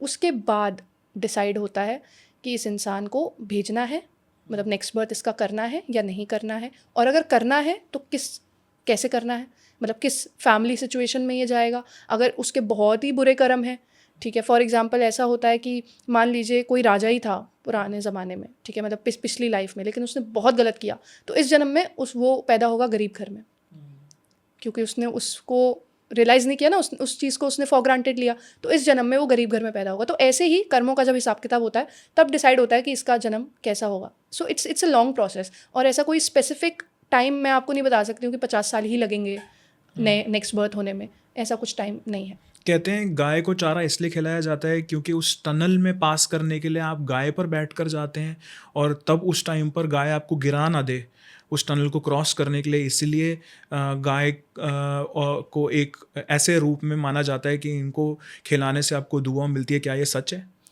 देखो, ये टनल में बैठ के जाना, ये मैं इस चीज़ पे एग्री नहीं कर सकती हूँ, बट हाँ ये ज़रूर है कि जो हम चारा खिलाते हैं वेंसडे को, हम ये सब चीज़ें करते हैं, है ना, तो यस ये माना जाता है कि उससे आपके कर्म कटते हैं, बुरे कर्म आपके कटते हैं, ठीक है, बिकॉज हमारे रिलीजन में या हम अपनी बात करें तो लाइक गाय को बहुत ज़्यादा स्पिरिचुअल माना जाता है, उनकी पूजा की जाती है। सो उनको चारा खिलाने का ये ज़रूर हम मानते हैं कि उससे आपके कार्मिक डेट्स जो हैं वो ख़त्म हो जाते हैं, या अगर आपने कुछ बुरा किया है जाने अनजाने में करंट लाइफ में, तो वो भी आपके कर्म कट जाते हैं, तो ये ज़रूर है। मैंने कहीं पर पढ़ा था कि अगर इंसान 25 साल के पहले उसकी डेथ हो जाए या 50 साल के पहले डेथ हो जाए, तो उसके अलग अलग रूट्स होते हैं जाने के लिए, कि भाई 25 साल के पहले अगर डेथ हो जाए तो उसके सारे कर्म जो आगे जाके उसके कटने थे वो वहीं कट गए, उसको फिर से जन्म मिले। तो क्या इसमें भी कोई डिविजन्स होती हैं कि अगर डेथ पहले हो जाती है, छोटी उम्र में डेथ हो जाती है, जब इंसान शादीशुदा नहीं होता है, तो that is also planned and it is pre decided, कि ऐसा कोई थियोरी नहीं है? देखो, डेथ तो ऑब्वियसली प्री डिसाइडेड ही है, ठीक है, ऐसा नहीं है कि आप अपना डेथ खुद से नहीं चुन सकते, वो आपके हाथ में नहीं है। दो ही चीज़ें आपके हाथ में नहीं है ना, कि आप कब पैदा होगे वो भी आपने नहीं चुना, कब मरोगे वो भी आप नहीं चुनोगे। सो ये दोनों ही चीज़ें प्री डिसाइडेड हैं, वो भगवान डिसाइड करेंगे, आप नहीं कर सकते। और किसी भी टाइम में हमारी डेथ हो गई हो, किसी भी साल में हमारी डेथ हो गई हो, हमारी जो सोल जर्नी होती है वो सेम ही होती है, ठीक है। ऑब्वियसली आपने अगर मतलब मान लो 25 साल के आप हो, तो आपकी अगर किसी की डेथ हो जाती है 25 साल की उम्र में, तो उसके जितने भी कर्म रहे हैं, जो भी अच्छा बुरा किया है उसने 25 साल की उम्र तक, वो सब उसको वो टनल में फेस करना पड़ेगा। उस हिसाब से उसकी टनल डिसाइड होगी कि टनल लंबी होगी या छोटी हो जाएगी। लेकिन ऐसा नहीं है कि 25 साल का है तो इस तरीके से आगे लाइफ बढ़ेगी, या 50 साल का है तो ऐसा नहीं होता है। लेकिन हाँ ये हो सकता है कि जो अनटाइमली जिसकी डेथ हो जाती है, जैसे एक्सीडेंट्स में जिनकी डेथ हो जाती है, सो वो बहुत अनटाइमली है, ठीक है। ये भी कहीं ना कहीं आपके पास लाइफ से डिसाइडेड इस एक्चुअली ना, इसकी दो थ्योरीज हैं। कुछ लोग कहते हैं कि it is also decided, pre decided, कि आपकी एक्सीडेंट में डेथ होनी थी, वो भी डिसाइडेड है। कुछ मानते हैं कि इट इज़ लाइक टाइम से पहले हो जाना, गलती से हो जाना, ठीक है, कि मतलब सोल को जाना नहीं था इस धरती को छोड़ के, लेकिन ऐसी सिचुएशन बन गई कि सोल को जाना पड़ा। ठीक है, तो इसके दो तरीके हैं, मतलब लोग इसको दोनों तरीके से एड्रेस करते हैं, और मैं भी मतलब मैं किसी एक को नहीं चूज़ कर सकती, बिकॉज मैं इस फील्ड में, तो मुझे भी दोनों ही तरफ को देखना पड़ेगा। सो जो लोग ये कहते हैं कि प्री डिसाइडेड है, वो तो सिंपल सा ही कॉन्सेप्ट हो गया कि वो तो प्री डिसाइडेड है ना, कि भगवान ने डिसाइड कर रखा था कि एक्सीडेंट में इस इंसान की डेथ हो जाएगी, तो हो गई, फिर आगे उसकी वैसी ही लाइफ जो मैंने आपको बताया है। लेकिन जो अनटाइमली हो जाती है, जो लोग कहते हैं कि गलती से हो गई, होनी नहीं थी, लिखा नहीं था इस सोल का मरना, लेकिन हो गया, उनके साथ क्या होता है, अगर अनटाइमली किसी की डेथ हो जाती है, तो वो सोल जाती नहीं है।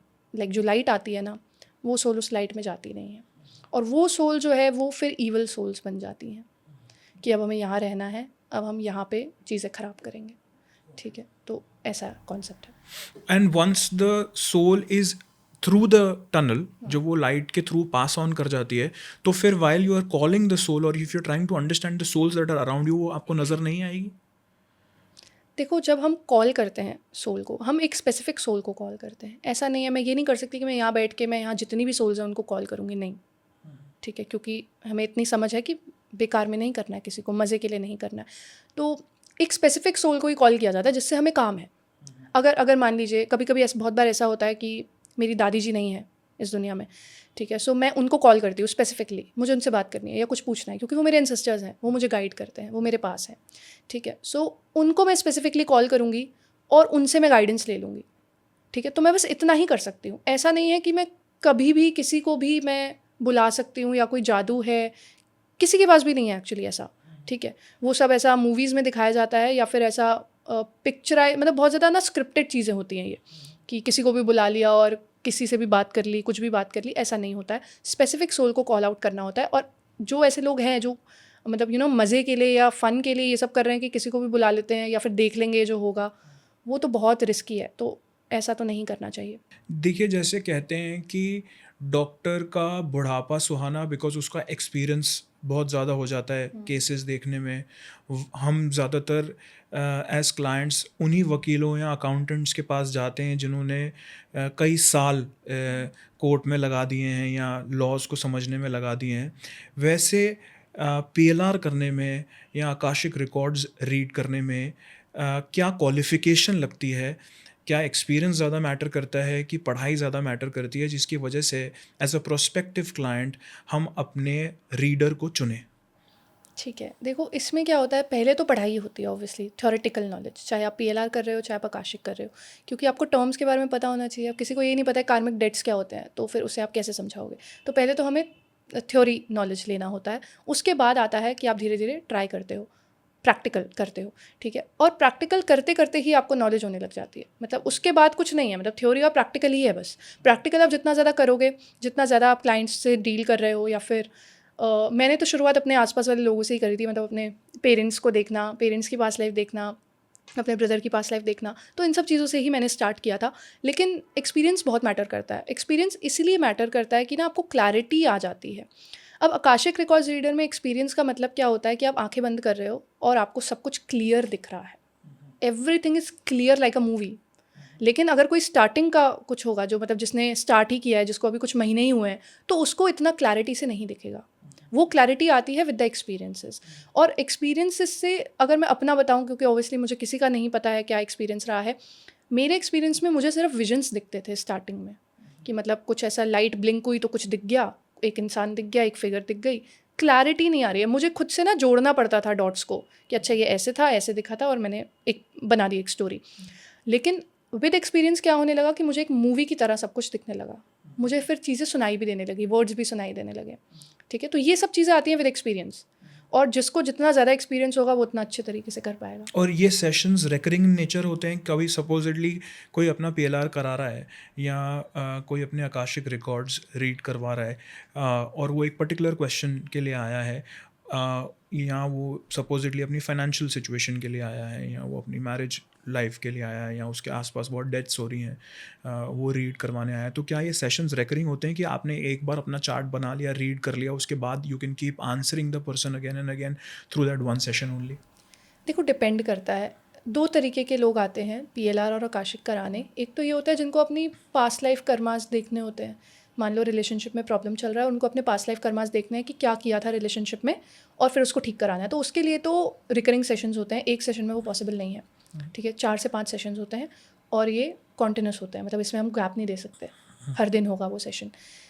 अब कुछ लोग होते हैं कि उनको ना सिर्फ क्वेश्चंस होते हैं, मतलब उनके क्वेश्चंस होते हैं, उनका कोई प्रॉब्लम नहीं है, उनके क्वेश्चंस है कि ऐसा मेरे साथ क्यों हुआ, ये एक सिंगल लाइन का क्वेश्चन है, ठीक है। या फिर मेरे आसपास एकदम से इतना बुरा क्यों होने लगा, मतलब होता है ना कि 1 महीना ऐसा जा रहा है कि बहुत ही ख़राब जा रहा है, तो ऐसा क्यों हो रहा है, एकदम से क्यों हो रहा है, ठीक है। तो ये वन लाइनर्स जो क्वेश्चन होते हैं ना, इसके लिए तो सिर्फ एक ही सेशन लाइक एनफ है कि हम एक ही सेशन में आपके 10 क्वेश्चंस का भी आंसर दे सकते हैं, आपके स्पिरिट गाइड से, आपके एंसेस्टर्स से बात करके, आपकी सोल से कनेक्ट करके। लेकिन अगर आपको एक मेजर इशू को रिजॉल्व कराना है, उसके लिए 5 डिफरेंट सेशंस होते हैं। अब जो लोग PLR कराते हैं, आकाशिक की तो बात हो गई, लोग जो PLR कराते हैं, PLR सिर्फ लोग अपनी पास्ट लाइफ को देखने के लिए, ठीक करने के लिए कराते हैं। PLR में हम कोई क्वेश्चन का आंसर नहीं दे सकते, क्योंकि उसमें मैं नहीं जा रही हूँ ना पास्ट लाइफ में, आप खुद जा रहे हैं। तो आप पे हम इतना प्रेशर नहीं डाल सकते हैं, क्योंकि आपके लिए तो नई दुनिया, आपके लिए तो नया ही कुछ है। सो आप पे मैं एक अलग रिस्पॉन्सिबिलिटी नहीं डाल सकती। आप सिर्फ इतना करेंगे कि आप अपनी पास्ट लाइफ में जाएंगे, आप खुद से देखेंगे और उसको ठीक करेंगे। इसमें जो सेशंस होते हैं, इसमें 5 to 6 सेशंस होते हैं जो हम गैप में करने होते हैं हमें, क्योंकि आपके माइंड पे भी इतना प्रेशर ना दें हम हर रोज़, ठीक है। क्योंकि कभी कभी क्लाइंट को हेडेक्स होने लगते हैं, तो हर रोज़ हेडेक नहीं होना चाहिए ना, नहीं तो प्रॉब्लम आपके लिए हो जाएगी। सो उसमें हम फिर 1 या 2 दिन का हम गैप देते हैं। हर साल प्रलय के बारे में नई न्यूज़ आती है कि प्रलय आ रही है। 2026 में भी अब 2012 की तरह बहुत ज़्यादा कॉन्वर्जेसन हो रही है कि प्रलय आ रही है, और अब ये बोला जा रहा है कि 2026 में धरती ख़त्म हो जाएगी और जो लोग रह जाएंगे वो एक नए प्लैनेट पर शिफ्ट हो जाएंगे, और जिनके ख़राब कर्म होंगे वो इसी प्लैनेट पर रह जाएंगे। आपका इस पर क्या थॉट प्रोसेस है? देखिए, मुझे ऐसा लगता है कि ना हम ऑलरेडी ये जो 2018-19 के बाद जो हमारा शिफ्ट हुआ है, हम ऑलरेडी दूसरे डायमेंशन में थे, हम एक नई डायमेंशन में ऑलरेडी एंटर कर चुके थे 18-19 के बाद, जो एक कोविड का टाइम रहा, ठीक है।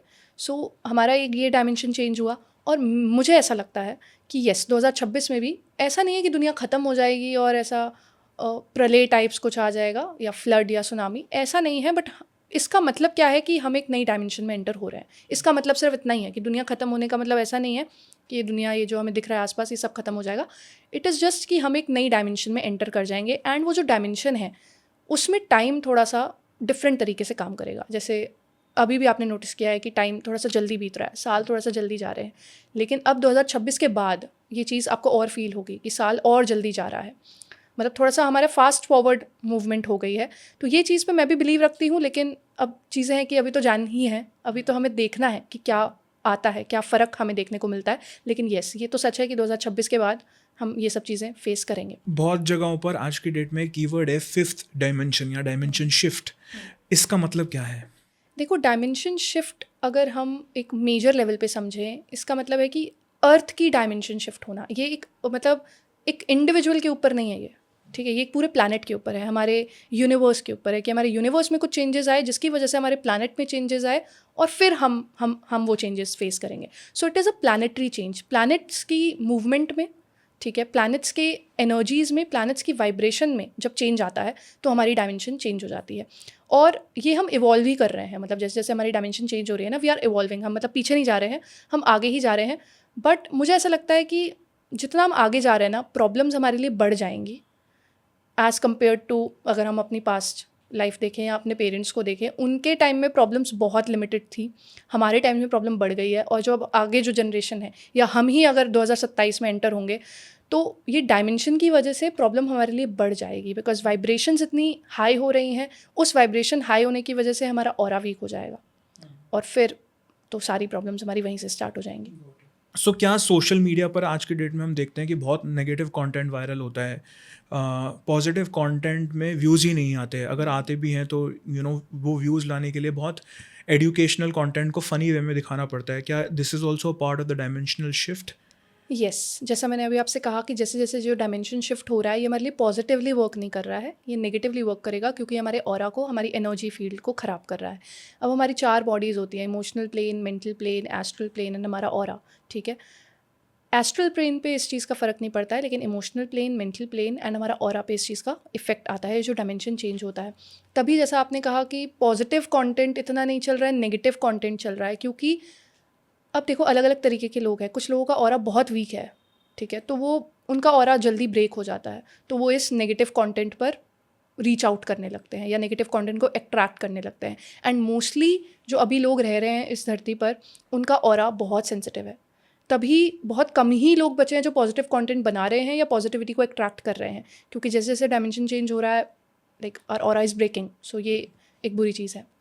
और जैसे बहुत सारा कंटेंट वर्ल्ड वॉर पे भी बन रहा है कि बहुत ज़्यादा पिछले 2.5 साल से ये बात करी जा रही है कि वर्ल्ड वॉर होगी। क्या इसका भी कोई पास्ट लाइफ रिग्रेशन अंडरस्टैंडिंग है, क्या कोई रिकॉर्ड रीडिंग है जिसके बेसिस पर ये बात बोली जा रही है, और क्या इसकी भी कोई रेमेडीज़ हैं? देखो वर्ल्ड वॉर तो पूरी दुनिया पे डिपेंड करता है ना, like it is related to the world, so obviously इसका हम कोई रेमेडी नहीं कर सकते, क्योंकि इंडिविजुअल लेवल पे मैं क्या ही कर लूँगी, मतलब इंडिविजुअल लेवल पे मैं पूरी दुनिया में क्या ऐसा चेंज कर दूँगी विद द रेमेडी, पॉसिबल नहीं है। सो इंडिविजुअल लेवल पे मैं नहीं कर सकती, बिकॉज वर्ल्ड वॉर ऐसी चीज़ है जहाँ पे इस दुनिया के बड़े बड़े जो लोग हैं वो इन्वॉल्व हैं, और ऐसा नहीं है कि इसका कोई पास्ट लाइफ कनेक्शन है, ऐसा नहीं है, ये बस करंट लाइफ सिनेरियोज़ की वजह से हो रहा है। करंट लाइफ में बहुत सारे लोग ऐसे हैं जो लोगों के बारे में बुरा चाहते हैं, लोगों का नुकसान करना चाहते हैं, और बड़े बड़े ऐसे लोग हैं, ठीक है, तो ये उन सब चीज़ों पे डिपेंड करता है, इसका कोई पास्ट लाइफ कनेक्शन नहीं है। ऑल राइट, आज का जो टॉक है वो शायद मेरे सारे पॉडकास्ट में से सबसे ज़्यादा इंटरेस्टिंग मुझे फील हो रहा है। मैं इसको ख़त्म नहीं करना चाहता, but you know there is time constraint as well. But before I thank you and I and this, there is a rapid fire round that we do as a part of our podcast with our people, our guest, so that we understand them in quickly और उनकी theories को हम समझ पाएँ। तो क्या आप ready हैं एक रैपिड फायर के लिए? डेफिनेटली। चलिए शुरू करते हैं।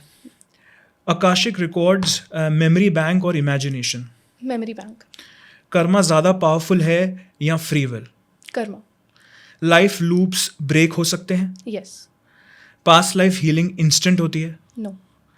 आकाशिक रिकॉर्ड्स फ्यूचर बताते हैं? यस। स्पिरिचुअल वर्ल्ड ज़्यादा डेंजरस है या ह्यूमन वर्ल्ड? Human world. बार बार जन्म लेना पनिशमेंट या अपॉर्चुनिटी? अपॉर्चुनिटी। अनु जी, आज के लिए बहुत बहुत शुक्रिया, आपने जो इंसाइट्स दिए about karmic debts, about karmic lessons, about akashic records, about PLR. They're so insightful that I might just keep thinking about it even after the episode is out, and I'm really really grateful that you came in here, and I would want to discuss more another time with you. And it was not about just trends or what is in now, but there is so much that I learned from you today, and I hope the viewers love it. Thank you so much for coming. अना जी, आज की conversation के लिए बहुत शुक्रिया। आपने जो insights दिए, जहाँ पे आपने एक्सप्लेन किया अबाउट सर्टन एपिसोड्स जहाँ से लोगों को PRL के बारे में पता चले, आकाशिक रिकॉर्ड्स के बारे में पता चले, बहुत कुछ आपने इंसाइट्स दिए जहाँ पे टैरो, न्यूमरोलॉजी कैसे इंटरलिंक्ड है, एस्ट्रोलॉजी कैसे इंटरलिंक्ड है। इससे बहुत लोगों की ना सिर्फ स्पिरिट्स की लाइव बॉडीज़ में अवेकनिंग होगी, बट शायद बहुत लोगों को ये भी समझ आएगा कि उनके करंट सिचुएशंस और उनका फ्यूचर किस तरीके से शेप होने वाला है। I am not just grateful for this entire conversation that I have had till now on this podcast, but I am also extremely happy and proud that somebody who's as young as you understands life, understands past lives, understands the future in such a way. मैंने ऐसी conversation कभी भी किसी के साथ कभी भी आज तक लाइफ में नहीं करी। अगर इस एपिसोड के माध्यम से और यूट्यूब पर किसी को भी मोक्ष का मतलब समझना हो, तो ये एपिसोड उनके लिए बहुत ज़्यादा मीनिंगफुल होगा।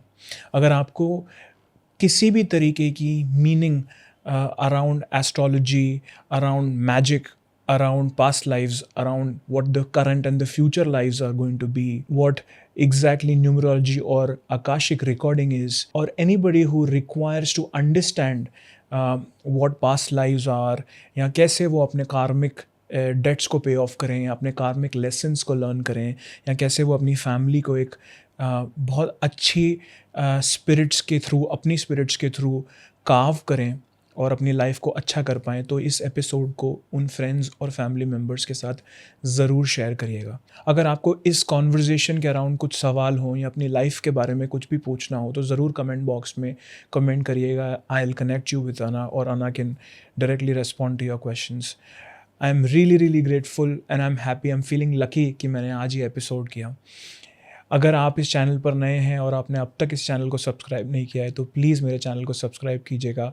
हम एज ए टीम हमें बहुत मोटिवेशन मिलेगी और इस तरीके का कंटेंट बनाने में, और सही तरीके के गेस्ट्स जो बहुत ज़्यादा एडुकेट कर पाएँ हमारी ऑडियंस को in an very in depth way, हम काफ़ी मोटिवेटेड फील करेंगे। मिलते हैं नेक्स्ट एपिसोड में, तब तक के लिए माइंडफुल रहिए और अपने अंदर की जर्नी को ऑब्जर्व करते रहिए।